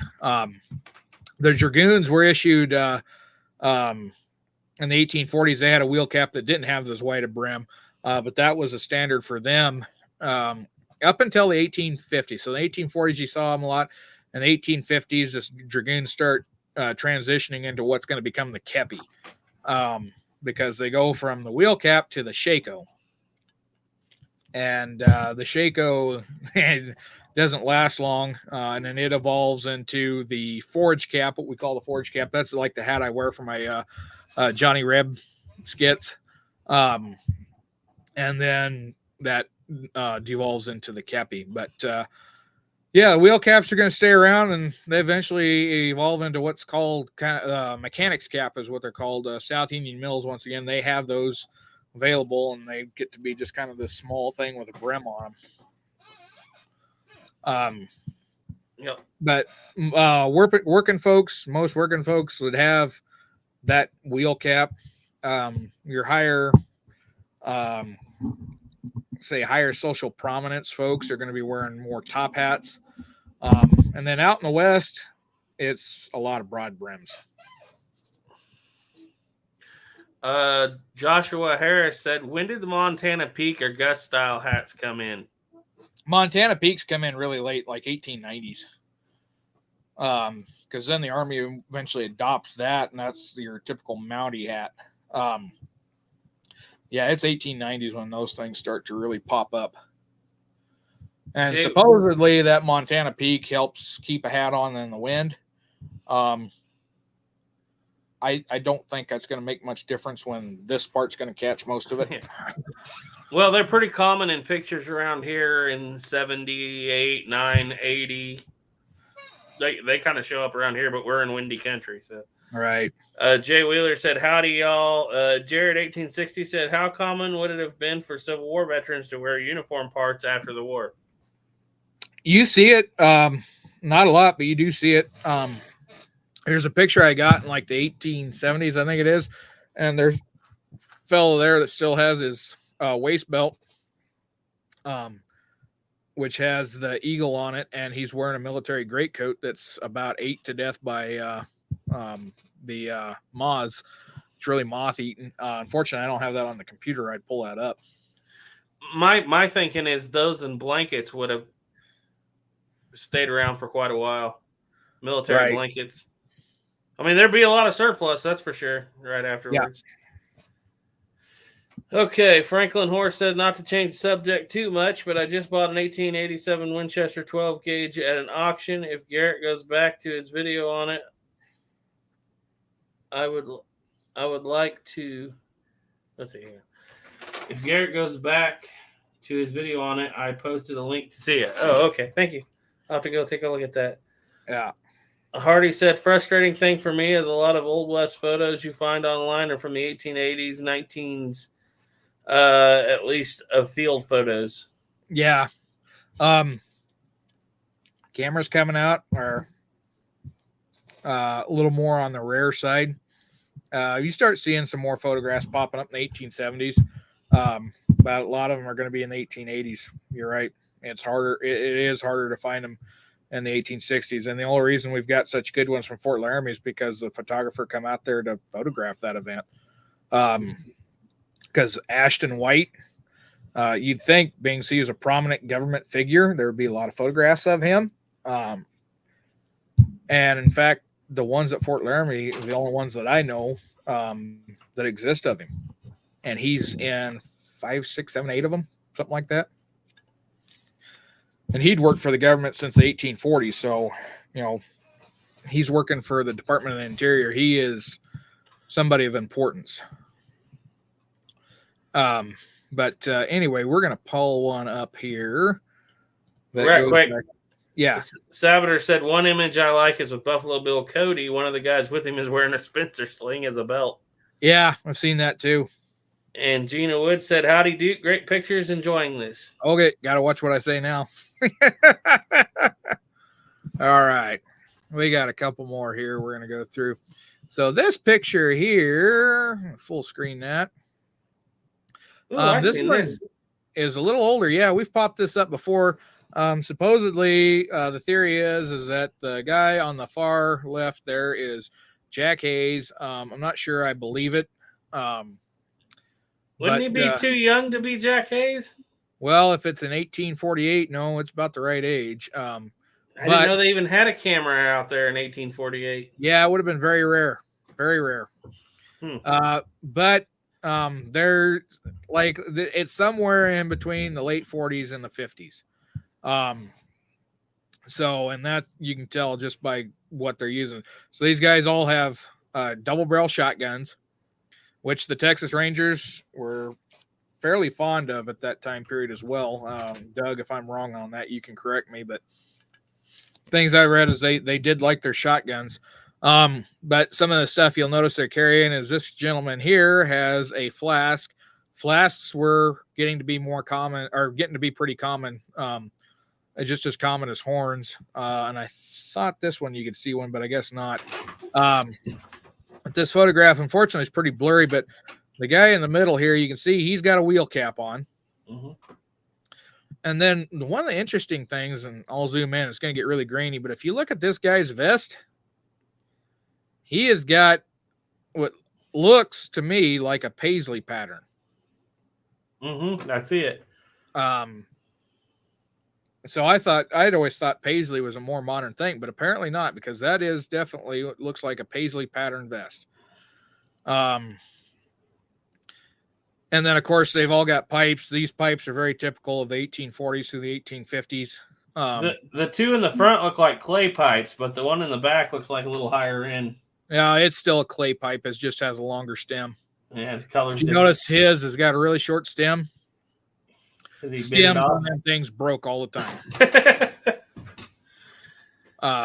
I like the hat. The hat is just that's a cool hat when you actually pay attention and look at it, how it's rolled up like that. Yep. And so that's unfortunately that's about as much detail as you can get on the clothing there. Other than this gentleman's probably more than likely wearing a frock coat by the way it's draped off of him.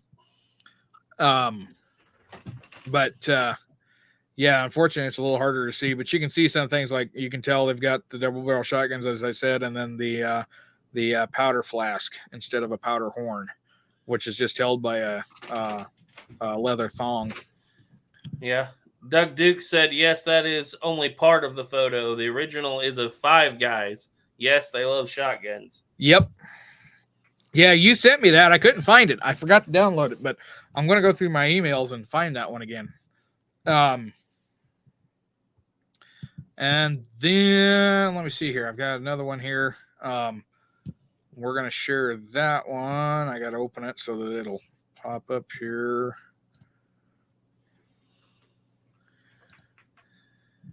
Hardy said something else frustrating is trying to guess how much people doctored their own look for the camera. Hey, buddy, lend me your coat. Mine looks shabby. That's true. But the thing of it is, you start getting in the later 1800s and you start getting parlor photos, and then it really gets really messed up because some of those guys are using parlor props. This photo here is one that I hadn't seen before, and I was looking for pictures of California Joe Milner, and he's the guy over here on the far right. California Joe Milner is an interesting character out in the West. If you ever get a chance to read up on him, one of these days I'm going to be doing a podcast on him because he is very, very interesting character. Look at the Spanish covered stirrups. Yep. And this mules. guy here is oh darn it, now I'm forgetting. Edward Greer, Ed Gary. So he was a prominent scout. This photo is actually probably taken during Custer's one of Custer's expeditions in 1867, if not Hancock's expedition. And these gentlemen are all scouts for the Army. And so you're going to notice that this guy here riding the mule, he's dressed in buckskins. You can see the fringe kind of down here on the legs. He's got fringe up on his coat. Looks like he possibly has a bandana on. Really broad-brimmed, rough-looking hat. He has his shoulder or his rifle, just like California Joe here, on a sling across his body. So what year did you say this was roughly? 1867 is likely. Those look like 66s.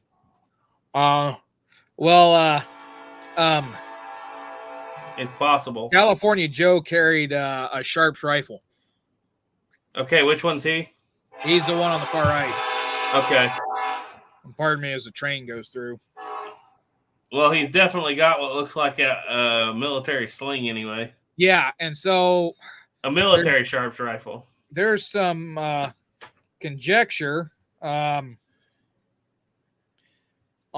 whether or not he's the same Joe Milner that was one of the Burden sharpshooters in the Civil War. And you see pictures of him and they look the same. And so California Joe, the pictures we have of him, he usually always has a Sharps rifle with him.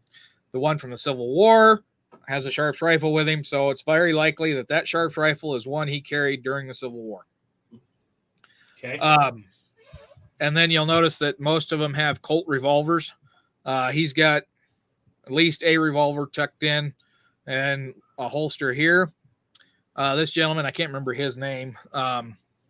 He's got, looks like an 1860 Army tucked under his belt. Definitely a 60 Army grip. Yeah. You can't see Ed's, but I don't know what rifle he has. Can you zoom in? It gets really grainy. It might be a Spencer. Oh, it looks like it goes way. Yeah, it definitely looks like a Spencer. It looks like the barrel just kind of faded out up there. Yeah, because if you look here, there's kind of a line that goes out, but he might have a Spencer.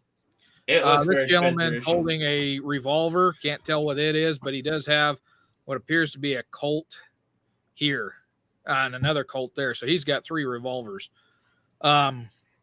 Really wide belt. In fact, that might even be a carbine sling repurposed. But he has more kind of what looks like a sweater on. It's probably a sack coat. Ed's got a sack coat. California Joe, I think, just has his shirt on. And I don't think he's got anything on underneath it. I could be wrong on that. Like I said, it's kind of hard to see on him. But this fella here is definitely clad in buckskin. Boy, that guy on the far left looks like he just came right out of a Remington sculpture. He does. He really does. And you'll notice that the California Tapaderos are on both of these saddles. Yep. And it's so cool. They're all right. Well, at least 3 of them are riding mules. Actually, there's only 1 mule. And there's 2 mules there at least. well, that's a pony. That looks to me like a regular pony. Could be a mule. That's a mule. But I think Ed's riding a Indian pony. Okay. I can't see his ears. But you'll notice they're all pretty small animals. Well, they're not very big fellas. And that's true too.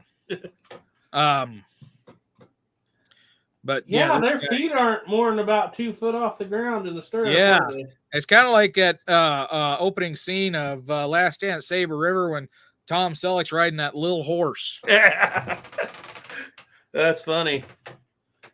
I'm just trying to see what else there might be details here that we're missing. He's riding a kind of a Hope style saddle. You can notice it's got the large saddle horn on there, and California Joe's got something similar there. Does he have a pommel holster hanging down there in front of his knee? I don't know if that's a pommel holster or if that. No, that looks like a picket pin. Okay. Because you can see something wrapped in rope here, and it's tied up on the thing. So that might be like what we call a ground tie pin. Yeah. Okay, gotcha. And they wrap the rope around it. But yeah. And then, of course, one of the things that gives it away is California Joe always has a pipe in his mouth. They said he only took the pipe out of his mouth to talk and to light it. Otherwise, it was constantly blowing smoke.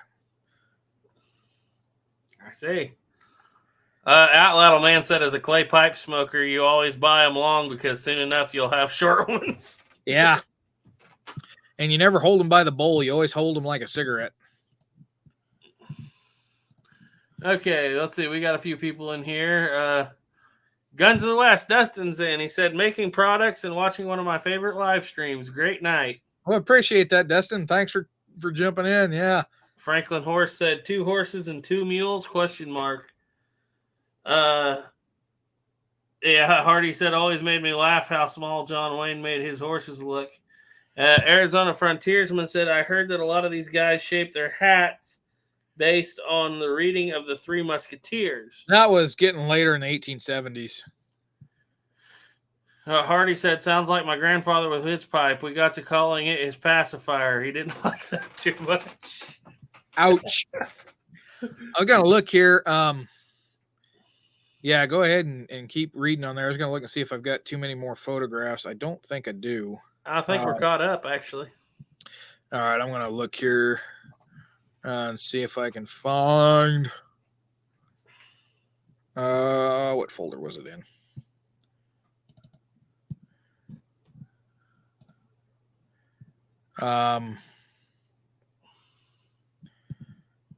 Yeah, I ain't got I've got a couple here. Yeah, I got one here that isn't too bad, and this is more of a gold rush era. So I'll go ahead and share that one.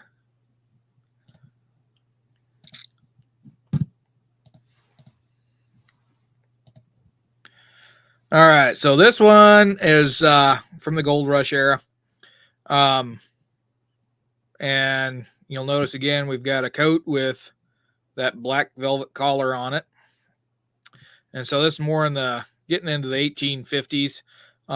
Once again, we got double-breasted shawl collar vests, cloth-covered buttons on there. The jacket this guy is wearing here on the left, or excuse me, the right, he's got what looks like a pinstripe. It's a very high quality. Yeah, and then look at the vest on that. That is a fancy vest. Yeah. Hey, fancy vest. Yeah. You'll notice they've got the French fly trousers. This guy over here, his vest is pretty plain color, but the shirt, you notice on the shirt, it's got some kind of pattern on it. So patterned shirts are fairly common there. And then he also has a Pepperbox revolver in his hand. But yeah, this one is from the kind of the Gold Rush era. Cool. And Doug Duke said he just sent that picture of Hayes. Okay, yeah. I'll haven't got it yet. Give me just a second and I'll pull that up. And Franklin Horse said those ears. There we go. All right. Downloaded that one. And then looks like my buddy up at Fort Laramie found some more photos. So we're going to look at some more photos. There's the one I was looking for. Okay.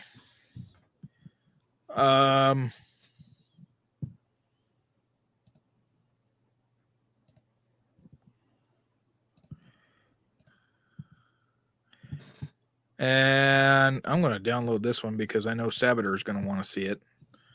He's already seen it, but we'll throw it in there. And it looks like he sent me some doubles. Oh, there's one that I haven't looked at. Dagnabbit. Bear with me just a minute here. Louisiana Gray said, looks like the guy on the right had a broken glass he was drinking from. Yeah, I noticed that too. All right, we're going to download that one. Download that one. He sent me a ton of them. Oh, good. He sent me that one because I was going to get more into that military pants thing. And then that one's kind of washed out and hard to see, and it's the same guys over again. All right, we'll look at these. Like I said, give me a minute. Bear with me here. Now I got to go and figure out which ones I just downloaded. All right.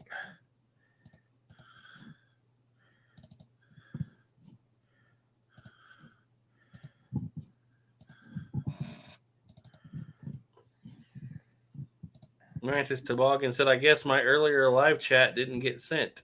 It must not have. I haven't noticed it. I'll scroll back up there and look.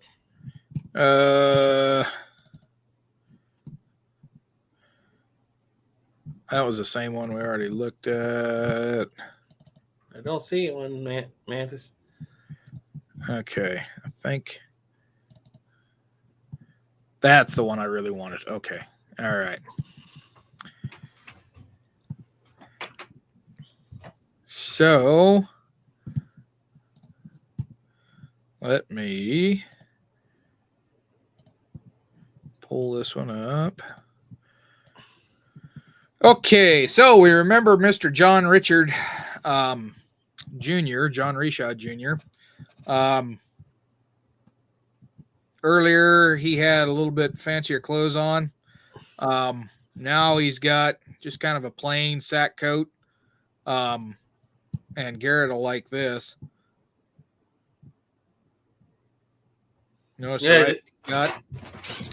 He's missing a hammer? No? No. Look at the type of rifle it is. Oh, a Lehman? It's a Lehman. Yeah. With a twist painted ramrod. I see that. Very nice. Yep. But you notice now his boots are not tucked in, or his pants are tucked into his boots. He's ready to go to work. Yep. So this one is probably a different day than what the other ones were. But yeah, we're pretty certain this is John Reshaw Jr. This here is his brother Lewis, fairly certain of, because you notice there's some similarities in the facial features, specifically the nose. So John and Lewis Reshaw were mixed blood. They were a quarter Oglala. Like I said, they were related to Red Cloud. Lewis Reshaw would serve as a scout for the Army during the 1876 campaign. John Reshaw Jr. would wind up getting killed in 1872 by possibly his it was by his native relatives. He had went to his former father-in-law saying he wanted his wife back, and they told him that she wasn't around, and basically lost his temper and shot his former father-in-law, and then he got killed shortly thereafter. That's a story I'll get into more detail another day. Once again, he's got those same pants on with the stripe down the leg. But you'll notice that his brother's got a light-colored, probably a linen frock coat. It's a really long frock. His vest is unbuttoned. He's not wearing a tie. So you definitely tell they're not what you call a higher class gentleman. These are more of your average working guys. Those pockets are kind of wild. Yeah, he's kind of got the mule ear pockets on the pants. This is one of the things when they say the pocket revolver was designed to fit in pockets. Pockets were bigger back then. Notice that his hands don't go very far in those pockets at all. Yeah. That's more of a coat pocket that would be bigger. But that right there, putting the hands in the pockets, that was not considered socially polite. Well, he doesn't look very socially polite. Yeah, the Reshaws, they were a rough crew. You didn't want to get on their bad side. And that was most of the Western men out there. They just didn't have time for it. But this gentleman here, he's a little bit more refined. He does have a sack coat on, and he's got a very short-brimmed, likely straw hat. And I have no idea who that guy is. We've got ash white once again, shawl collar vest. Looks like that vest might be made out of polished cotton because it kind of looks like it shines a little bit. But in here, you notice he does not have the plaid pants anymore. He's got regular pants. And then this gentleman, one thing kind of neat is his pipe. He's got a very long stem pipe. It's not a clay. It's not the Mountain Man clay style. This is kind of a more fancier clay pipe. What are they setting on? Boards? Is it muddy? Yeah, it looks like old wagon parts. Maybe it's muddy. Could be, or they just didn't want to sit in the dirt. Not sure who this fella is in the center. That very likely could be Spotted Tail. I do not know. I honestly do not know. He has a similar look to Spotted Tail, but I could be completely wrong on that. But you notice he's holding a saber, and then he's wrapped in a blanket. And if you notice that white trim on the edge, that was a fairly common trade blanket that was around. And you get just the hint of a beaded moccasin right there. Very nice. And then if you notice the native woman that's standing next to him, she's wearing a cloth dress, European style dress. And then she's wrapped with a shawl and looks like she has an apron on underneath it as well. And then we have, no, I forgot his name again, Giroux. Once again, got the black velvet collar on the jacket.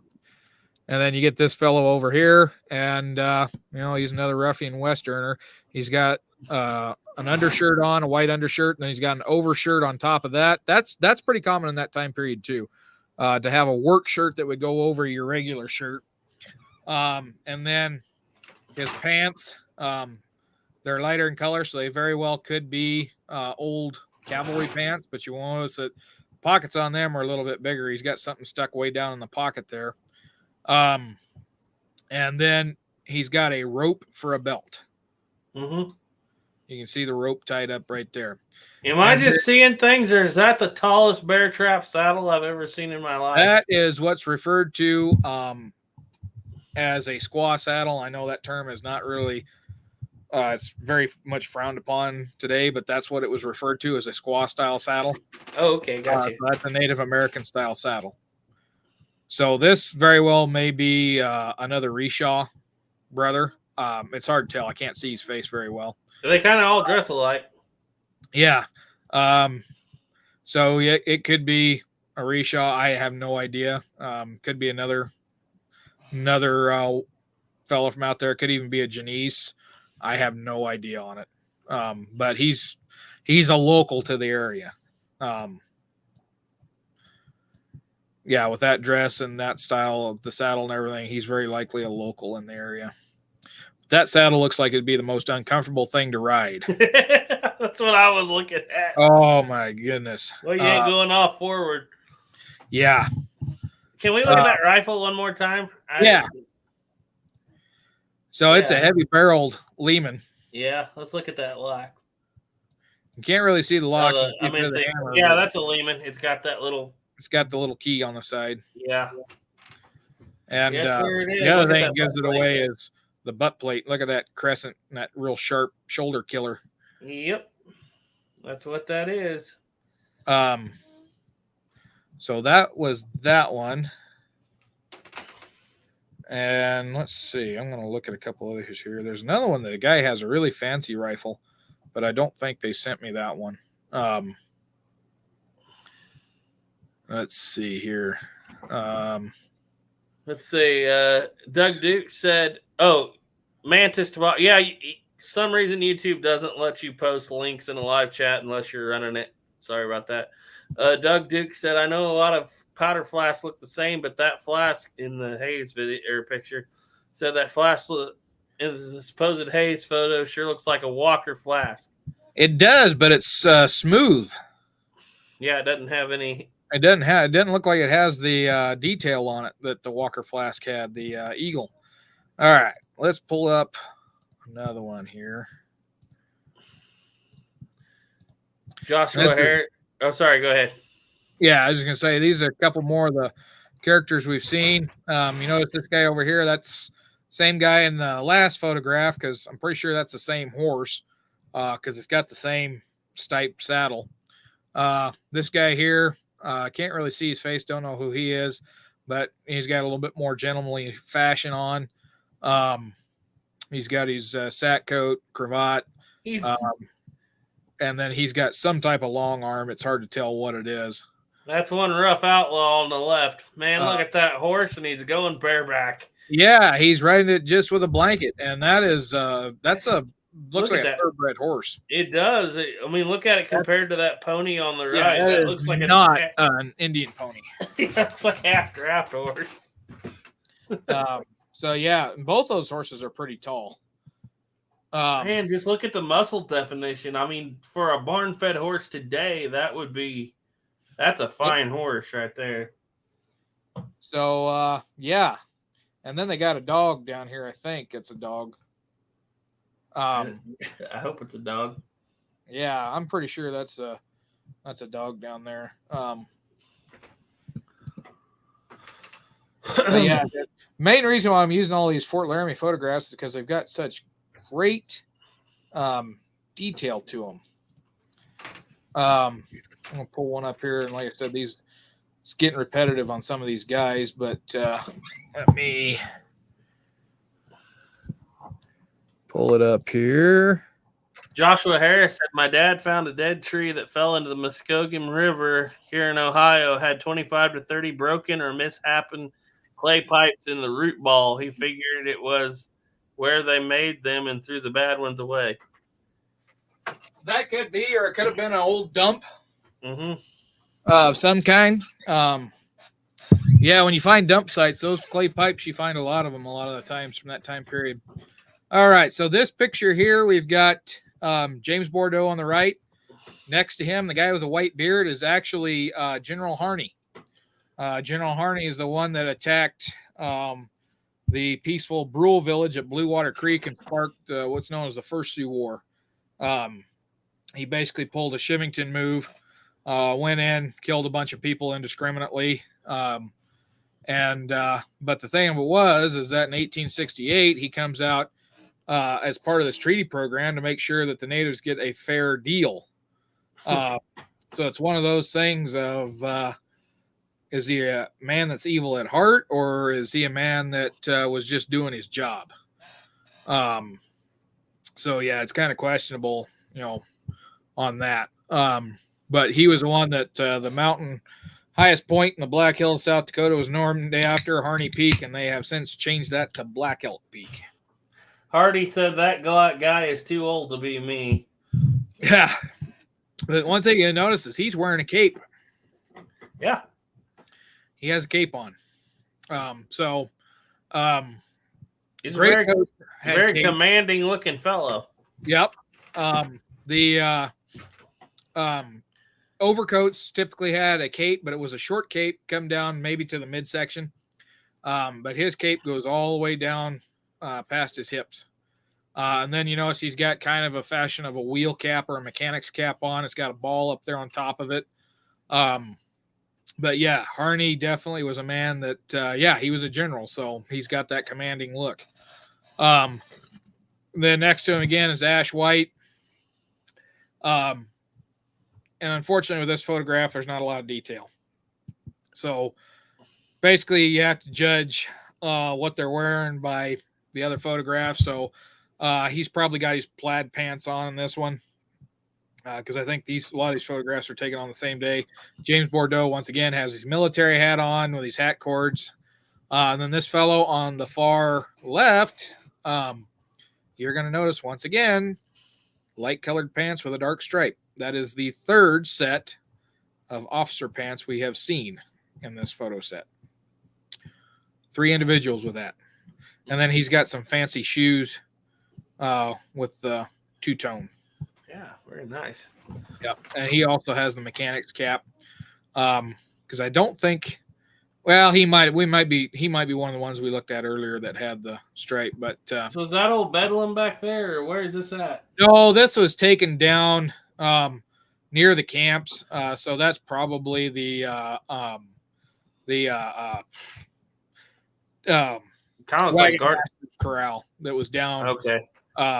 So when you guys were up there at Fort Laramie, where the modern horse corral was at, where the telegraph station, just a little bit further down from that, the quartermasters, they had a wagon master corral down there where they kept all the livestock in the wagons. Okay. It was built and looked very much like, looked kind of like old Fort John in a sense, but I'm pretty sure that's what you're seeing there in the background. Okay. It's hard to tell, but you can see the ridge. That's the ridge that's just north of Fort Laramie there. Is that stone on the ground or wood, or is that those wood planks? That's wood. That's that pile of wood that they were taking a picture on earlier. Yeah. Gotcha. So let me see here. I've got a few more. Oh yeah, this is the other one I was going to pull up. This is another one that's great for clothing.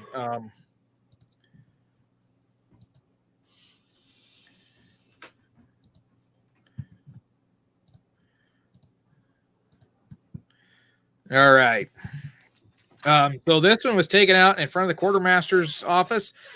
These buildings, the quartermaster buildings, are no longer there at Fort Laramie. They were all timber frame, and they got torn down when they sold the fort, and were used elsewhere. But yeah, you got more civilians in there. We've seen a couple of them before. James Bordeaux again is there with his slouch hat on. And then this fellow here, I don't know who he is. I'm guessing he's a quartermaster employee, but there's another picture they got that they didn't send where you see his face a little clearer, and he looks like Silas Soule. Problem with Silas Soule was he got killed in Denver before this picture was ever taken. But once again, you can see that they've got, frock coats, sack coats, got their watch fobs or vests. His vest is undone. You can see the buttons going down. If you zoom in really close, you can see the lines there. So that's trimmed tape that goes around it. Now that guy looks like sitting down. Looks like he has a preacher's collar on. Yeah, it may just be the cravat. Or no, that's probably a button. Yeah. Um, I'm but- really interested in this guy to the right of him. What is that hat he's got on? He's got on another mechanic style hat. Okay. So that's kind of the derivative of the wheel cap. But you notice on his sack coat, that one actually has a pocket flap cover. Those were around. Don't see a lot of them though. And then, so the gentleman here on the far right, the African American gentleman, notice he's kind of got a bowler hat. Mm-hmm. Now there was a rumor that this is Isaiah Dorman because he was at Fort Laramie supposedly in 1868. Oh, that'd be something else. But the thing of it is, can't confirm that. And give you chills. The thing is, if it was Isaiah Dorman was supposedly there as an interpreter. This guy is more than likely a quartermaster employee. Because there were several African Americans that were employed by the quartermaster during this time period. Now, correct me, Isaiah Dorman gets chopped up at Little Bighorn, right? Yeah, he gets killed at Little Bighorn. Yep. Yeah. Okay. But his pants, he could be wearing military style pants. It's really hard to tell in that one, but they're kind of that lighter, looks like that blue color. If you look at the officer over there on the side, the quartermaster officer, it's kind of the same tone of gray. But that's the thing about black and white is it's really hard to tell what kind of clothes they got on. You have to try to judge it by the tone. And then, like I said, these low crown hats are pretty common at that time period. Low crown, shorter brims. And then we get over here to the officer on the side, and he's wearing an officer's frock coat. And you notice he's got what looks like a old forge cap. But I can't see the shoulder bars on there, but likely he's a lieutenant that was put in charge of the quartermaster's division. Because officers would serve that, just like soldiers would serve work details at different stations around the fort when they were in garrison. Officers would also have those assignments as well for a little bit longer duration with soldiers. Soldiers could do anywhere from 3 to 10 days. Officers might be at that station for 3 months, just depending on what they were doing and where they were going. But yeah, this one's great, and it's a great photo of a building that's no longer there.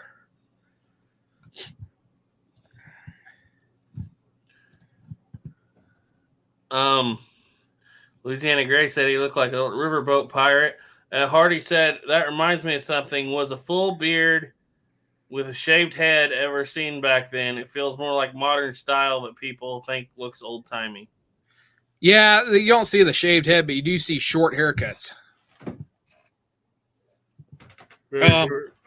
There's a picture of Nick Janice, also served as an interpreter here. Pictures from about this time period, but it wasn't here at the fort during the peace treaty. It came in. It was taken a little bit after there, and he's got a very, very short haircut. Not quite a buzz cut, but it's not far from a buzz cut. All right, let's see. I was going to pop up this one here. One more Fort Laramie here. Oh, excuse me. Whoops. No, I didn't want to do that. Dagnabbit.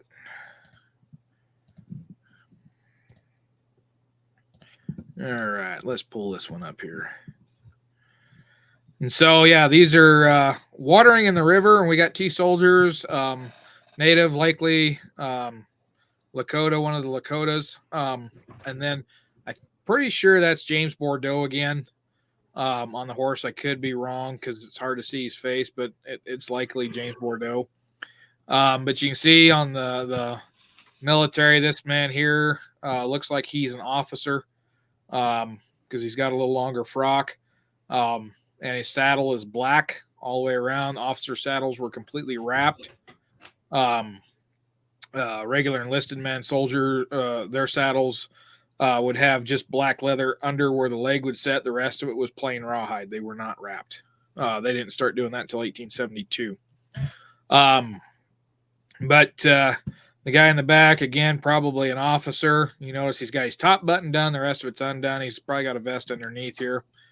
And then over here, the gentleman, he's got more of a bowler style crown, and then he's got some fancier clothing, and it looks like he might have a bullwhip in his hand. I was about to say, it looks like a whip. I wonder if they're driving something across the water. It just says watering the horses on the Laramie River. But you notice that the Native American, he's riding an American saddle. Yep. And he's got the tapaderos there. He might actually be more riding a military saddle. Now that looks like possibly a pommel holster. No, I think that might be a picket pin again. Okay. Man, I keep getting thrown off. Yeah. I thought that too, but when I zoomed in, it didn't look quite right. Sabater said the native has one of those hair drops. Yeah, he does. Yeah. So there's two guys in the photographs from the natives that have the hair drops. And he's one of them. And I don't know if my buddy sent me one. There was one here I was going to share for Sabater to look at. And I got to find it again. Give me just a second here. That little man said, what's the longest hair a man could get away with in the 1860s, military or civilian? Well, imagine a civilian, you could trip on it and nobody would care. Yeah, military, they're not going to. Oh, I need to have that one open. Yeah, because we're going to look at that one again. Trying to find that one. There it is. All right. This is the one for Sabater we're going to look at. Yeah, because there's some. Sabater said there's more than one. Multiple men have them. I'll email you some of the ones I have. Yeah, I think there's two guys I can identify from Fort Laramie Treaty, but you're right, there might be more. What is a hair drop? It's that those big round discs that drop out. Oh, okay. You're gonna see right quick. Gots Loco said General Harney also played a role in the Pig War. Yep. Oh. All right. So, this is down at the ferry. Okay. And so this, the native man here with the hat on, those silver things dropping down, that's a hair drop. I'm looking at that, but look at that dude just to the left again. He looks just like something out of a painting. Yep. And the left of him, yeah, he's the one that has that weird fancy rifle I told you about. I don't know who he is, but he's a guy from the Fort Laramie area, and he's wearing a military greatcoat. And then, yeah, as Sabater said, there's another hair drop there. So there was a couple guys that had them. But this is down at the ferry. So that wooden ropes that you see, that's all part of the ferry system. Looks like this guy here under the mouse is smoking a cigarette or a cigar. And then the one interesting thing is if you notice this guy on the right on the horse, he's got botas. And high heel boots. High heel boots, and they're somewhat fancy botas. He's also got spurs on. This guy, very likely a local from the area. Saddle he's on is kind of that Hope style saddle. The horse he's on looks like it's seen better days. But even though he's got those botas on, he's got a jacket on, so he's got some semi-fancy dress to him. And it almost looks like he's smiling in the picture, but it's kind of hard to see.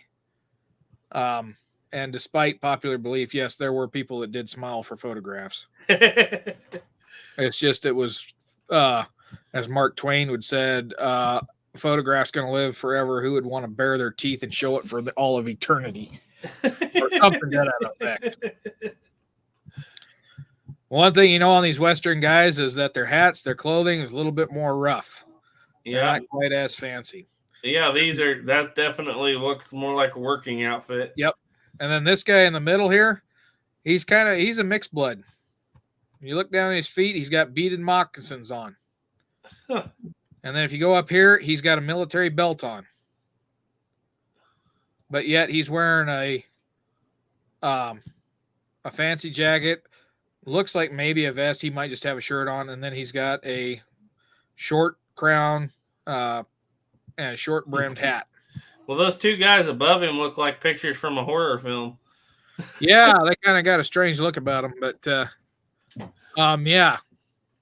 So this one was taken down there at the ferry.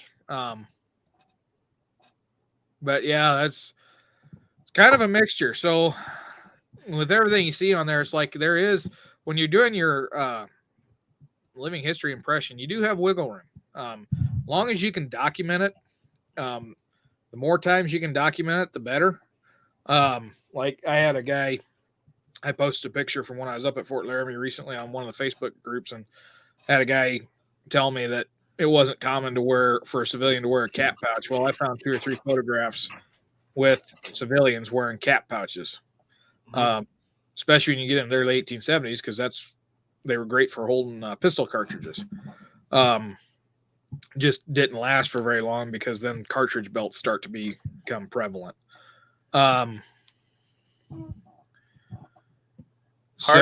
Hardy said, speaking of which, assuming you're rolling your own, how early could you get away with cigarettes? So you can get away with them into the early 1840s. However, more common for them to be rolled in corn husk. So when I was up there at Fort Laramie, I got tired of breaking pipes when I smoked. And so I started carrying my tobacco, and I just carried a bunch of corn husks, and you just cut them down into like cigarette size papers. And you roll them up, and then before you roll them up, you tear off a little thin strip, and make them fairly long, but you tear off a thin strip of that corn husk. And then when you roll it, you can't wet it. It won't stick to itself.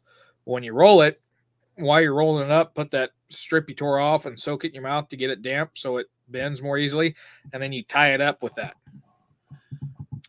And corn husk paper cartridges. No, corn husk cigarettes. I know, but I was just thinking if you could use it for cigarette paper, you could probably use it for paper cartridges. There'd probably be a lot of residue left behind. Chunks. It don't burn like paper. Oregon Outback said maybe they were all getting ready to take a Missouri boat ride. That probably happened a time or two. Looking at video footage of World War I soldiers, they had awful teeth. No wonder they didn't want to show them. That's the other thing too. Yeah. Dental hygiene back in the day was not a prevalent thing. If you made it to 40 with all your teeth, you had a pretty good, easy life. All right, I'm going to show just a couple more here, and then we're going to have to start calling this pretty quick. Yeah, we're starting to drop off a little. Yeah. So yeah, this is the last one I'll show from Fort Laramie. It's just another one. This is out in the mixed blood camp. And so you see some of the prominent, some of the guys that were in the area. Bing Sabater reminded me now, I look at this picture, I remember, the guy over here, that's Kohlhoff. This gentleman here is Guru. I can't remember the name of this guy here. But if you look at that, he's got some fancy duds on. He's got that a frock coat on with the black velvet collar, and he's got a plaid vest, double-breasted. And then if you look at his pants, they're pinstriped. And judging by his complexion, he's more than likely a mixed blood, probably a son of a trader that was in the area.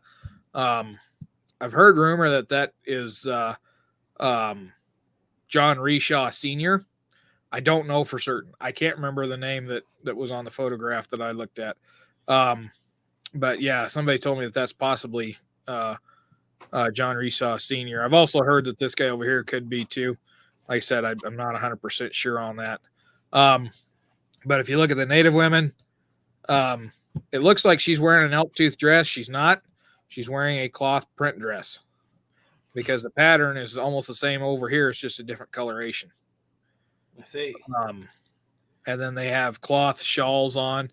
This lady is also wearing a check pattern dress. This woman over here has another calico.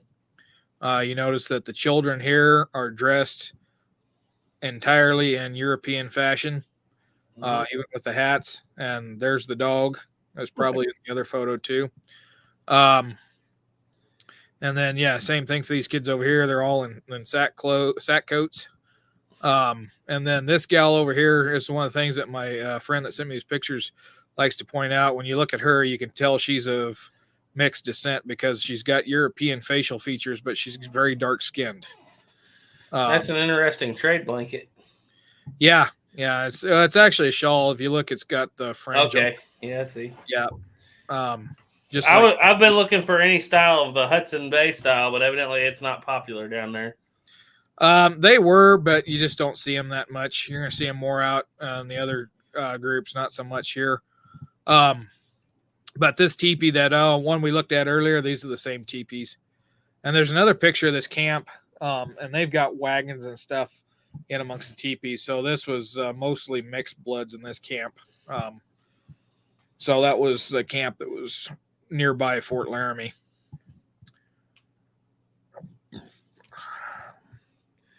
Timber Drifter said, "Are these pictures publicly available online?" Fortunately, they're hard to find online. That's why I had to email somebody to send them to me. Because these are very high quality Gardner photos, and they're in the Smithsonian, and the Smithsonian keeps a hard tab on them. So hopefully this live chat don't get taken down after this. But I doubt it. Yeah, they're the Alexander Gardner photos. So, like I said, unfortunately, you can search around online and you can find some of them, but you're not going to find them all. And not where you can zoom in and actually see what. Yeah, that's the nice thing on these is that you can zoom in and see them. All right, so I got one more that I'm going to show here. And then we're going to start winding it down. Maybe I'm going to show it. Come on, there you go. Why did you stop it? Okay, this thing's misbehaving. All right, here we go. All right, now if we can dig our teeth into. Yeah, so this one again is kind of in that California Gold Rush era. So this is earlier 1850s. You notice in his hand he's got a pepper box. Mm-hmm. But one of the unique things is he's got likely a Dragoon revolver. That's a Dragoon. Like a Dragoon. And it is in a form-fitted holster. Very so nice. There were a few form-fitted holsters available at the time, but it was probably custom made. This one over here, a holster on this side, likely is what holds this pepper box. And if you notice, this is the larger pepper box. This is the 36 caliber likely pepper box, that long barrel on it. Yeah, that's kind of a cool pepper box. And then he's got a fighting knife that would clip onto a belt. Look how high he's got that belt, too. Yeah, he's got it up around his navel. Or pretty close to it. And that was common, too, in the military. Even in the military during the Civil War, you wore the belt up around your belly button. Yeah. He's got a cravat and some kind of vest. He's got a vest. The vest looks like it's got a fancier design on it.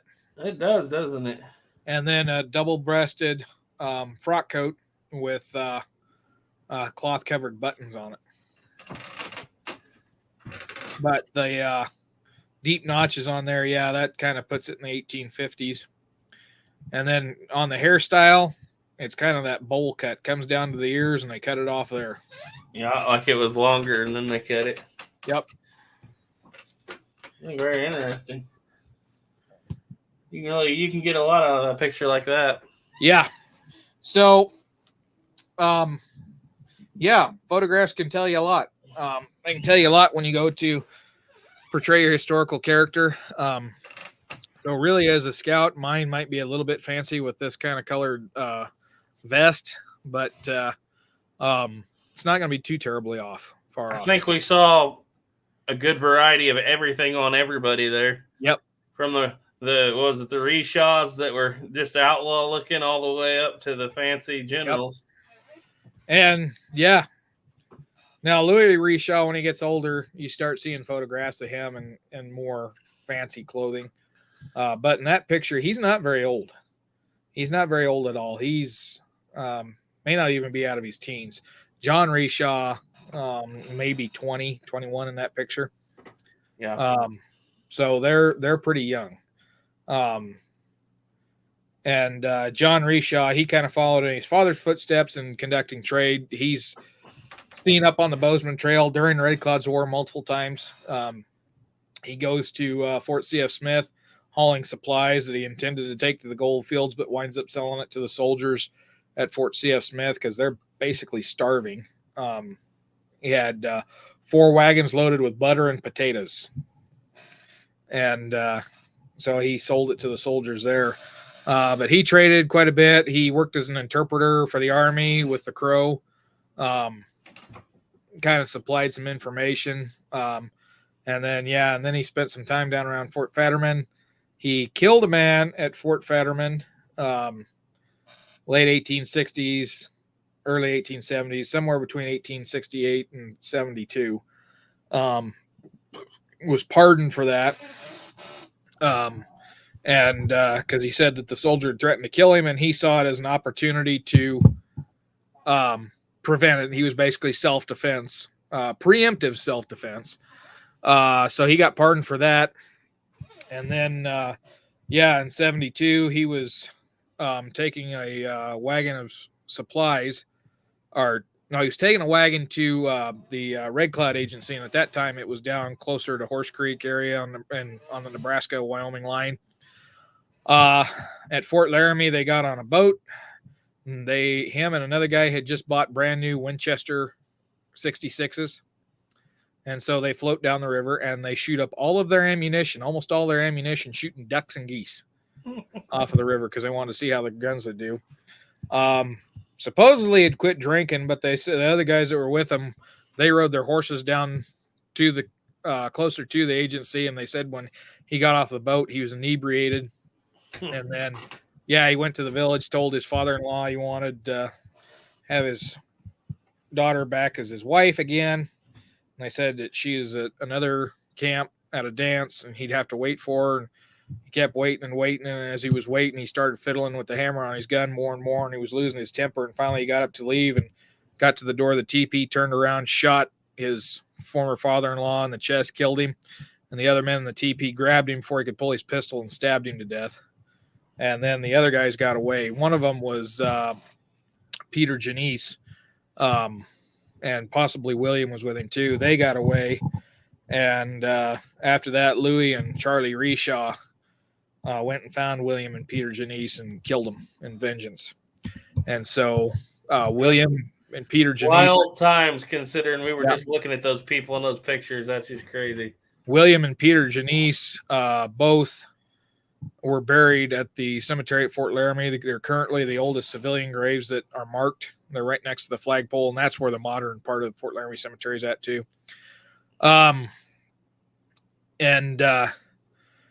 Shortly thereafter that, their sister Mary died. Supposedly she wore a corset to a dance, and the corset was too tight. She suffocated to death. But 3 of them died in 1872. And then Mitch Boyer, his brother John Boyer, because Mitch and John Boyer were born in the Fort Laramie area. John Boyer goes to the 6 Mile Hog Ranch. We'll get into what that is another time. But that was another, I'll just say it was a brothel. There was the 3 Mile Hog Ranch, which John Reshaw had a hand in, along with Jules Ecafee and another guy's name I can't remember. And then there was a 6 Mile. The reason why they're called 3 Mile and 6 Miles, that's how many miles they were from Fort Laramie.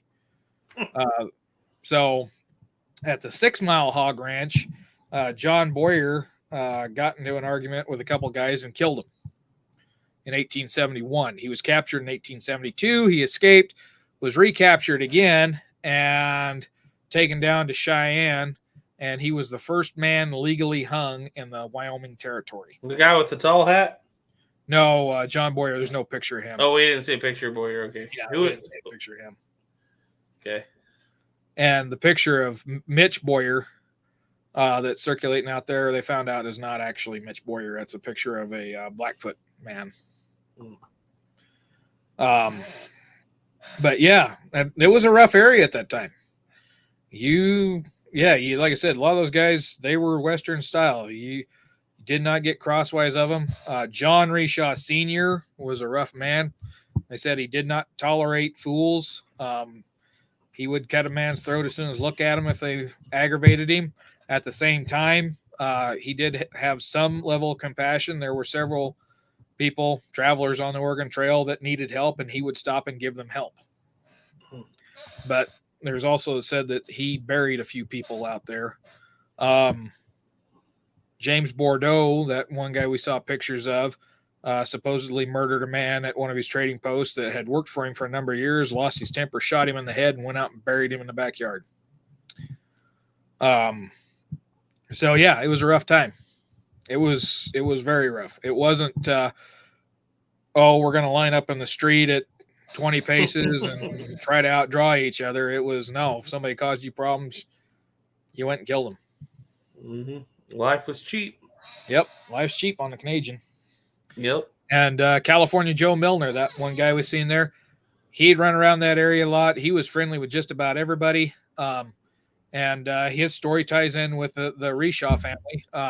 He was friends with John Reshaw Sr. And him, and I cannot remember the other guy's name that was with John, with Reshaw. He's a prominent guy in the area at that time. Anyway, Guru. No, it wasn't Guru. Now, Sabater, you're going to have to bail me out here again. Anyway, they were somewhere between Fort Laramie and Fort Robinson, kind of up there in the Rawhide area, as it was called. And Tom Newcomb and California Joe Milner come across him, and they wind up getting killed. And Tom Newcomb blames California Joe Milner. And this was in 1875. Well, California Joe says, no, it was Newcomb that killed him. Well, they get to Fort Robinson in 76, and they have an argument, and finally they kind of put it aside, or so Milner thought. They have a couple drinks. Milner leaves. He's walking out, and he gets shot in the back by Newcomb, and he's killed at Fort Robinson. And then it come to find out that it was very likely a war party of Cheyenne that had killed Reshaw. Huh. All goes around. Yep.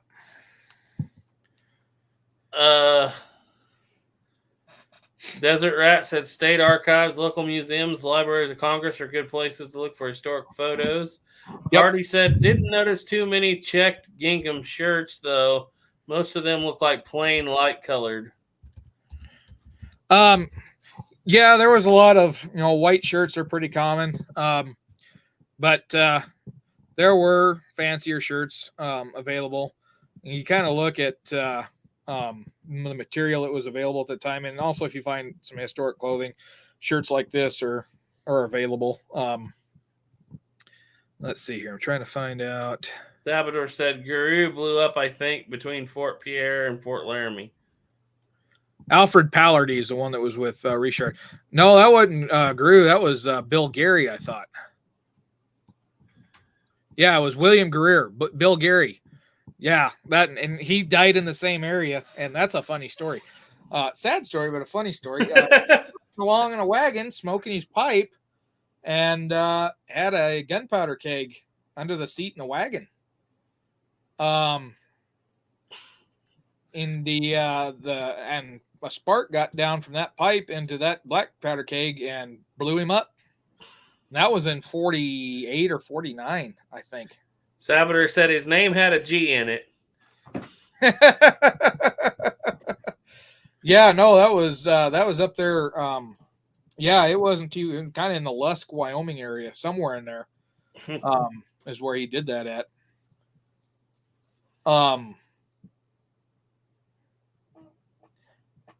Yeah, I'm pretty sure that was Greer. Yeah, William Greer. Bill Gary. The thing about those guys, a lot of times they've got if they have a French name, they've got an English version of that name too. Yeah. No, that doesn't get confusing, does it? All right. Well, it looks like it's starting to slow down a little bit, but we're back up to 51. Yeah. But we're going to have to shut it down here, guys, because I'm about to get talked out. That's been a good chat. That was a big one. That might be the biggest Tales of the Trails we've done thus far. Yeah, it is. Growing every week. Almost. But anyway, yeah, so I'm going to, before I forget, I'm going to post the link again. So the newest episode of Tales of the Trails on the podcast is live. That's not on this channel. That's over on the Tales of the Trails podcast channel.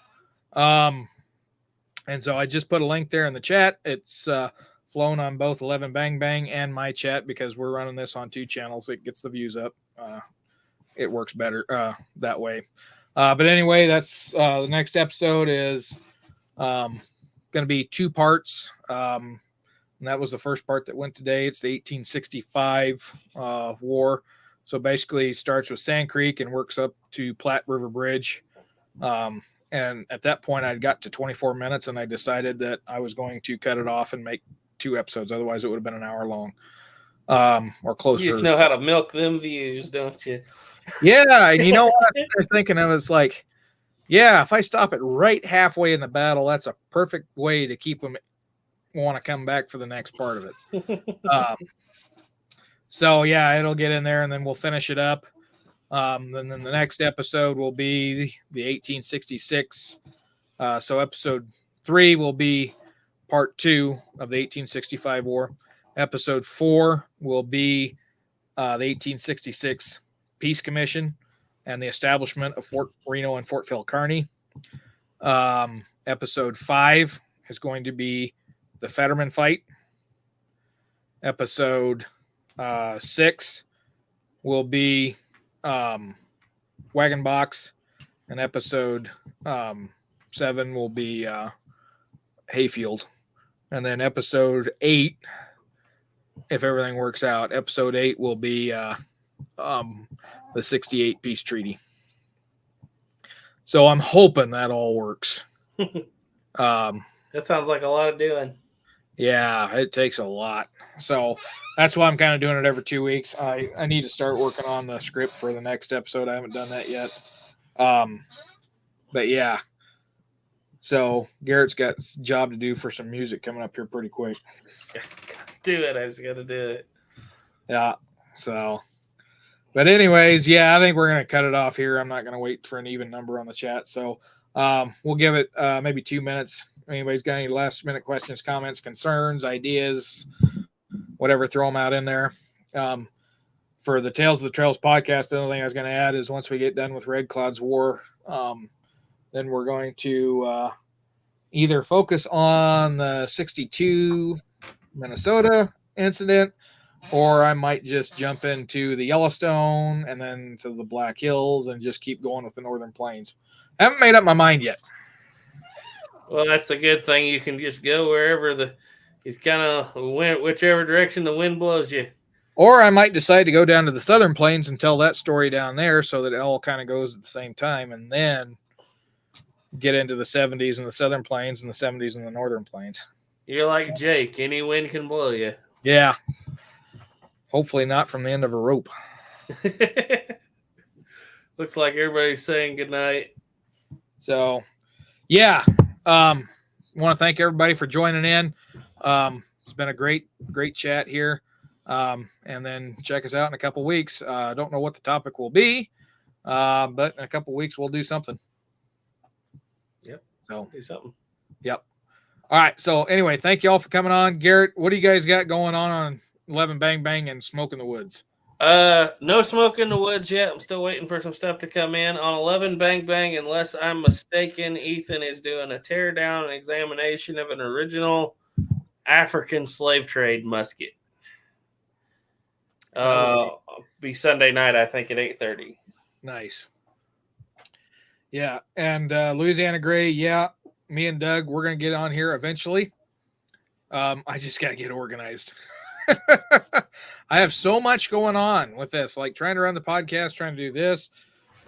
It's like, holy Moses, I'm covering too wide of a time frame area in history. But yeah, I'm going to try to get Doug on here one of these days.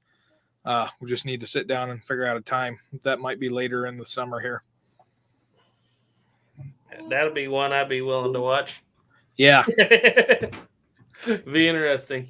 So anyway, all right. Well, we're going to call it here. Thank you all for coming and joining in. Y'all stay tuned. Keep your powder dry.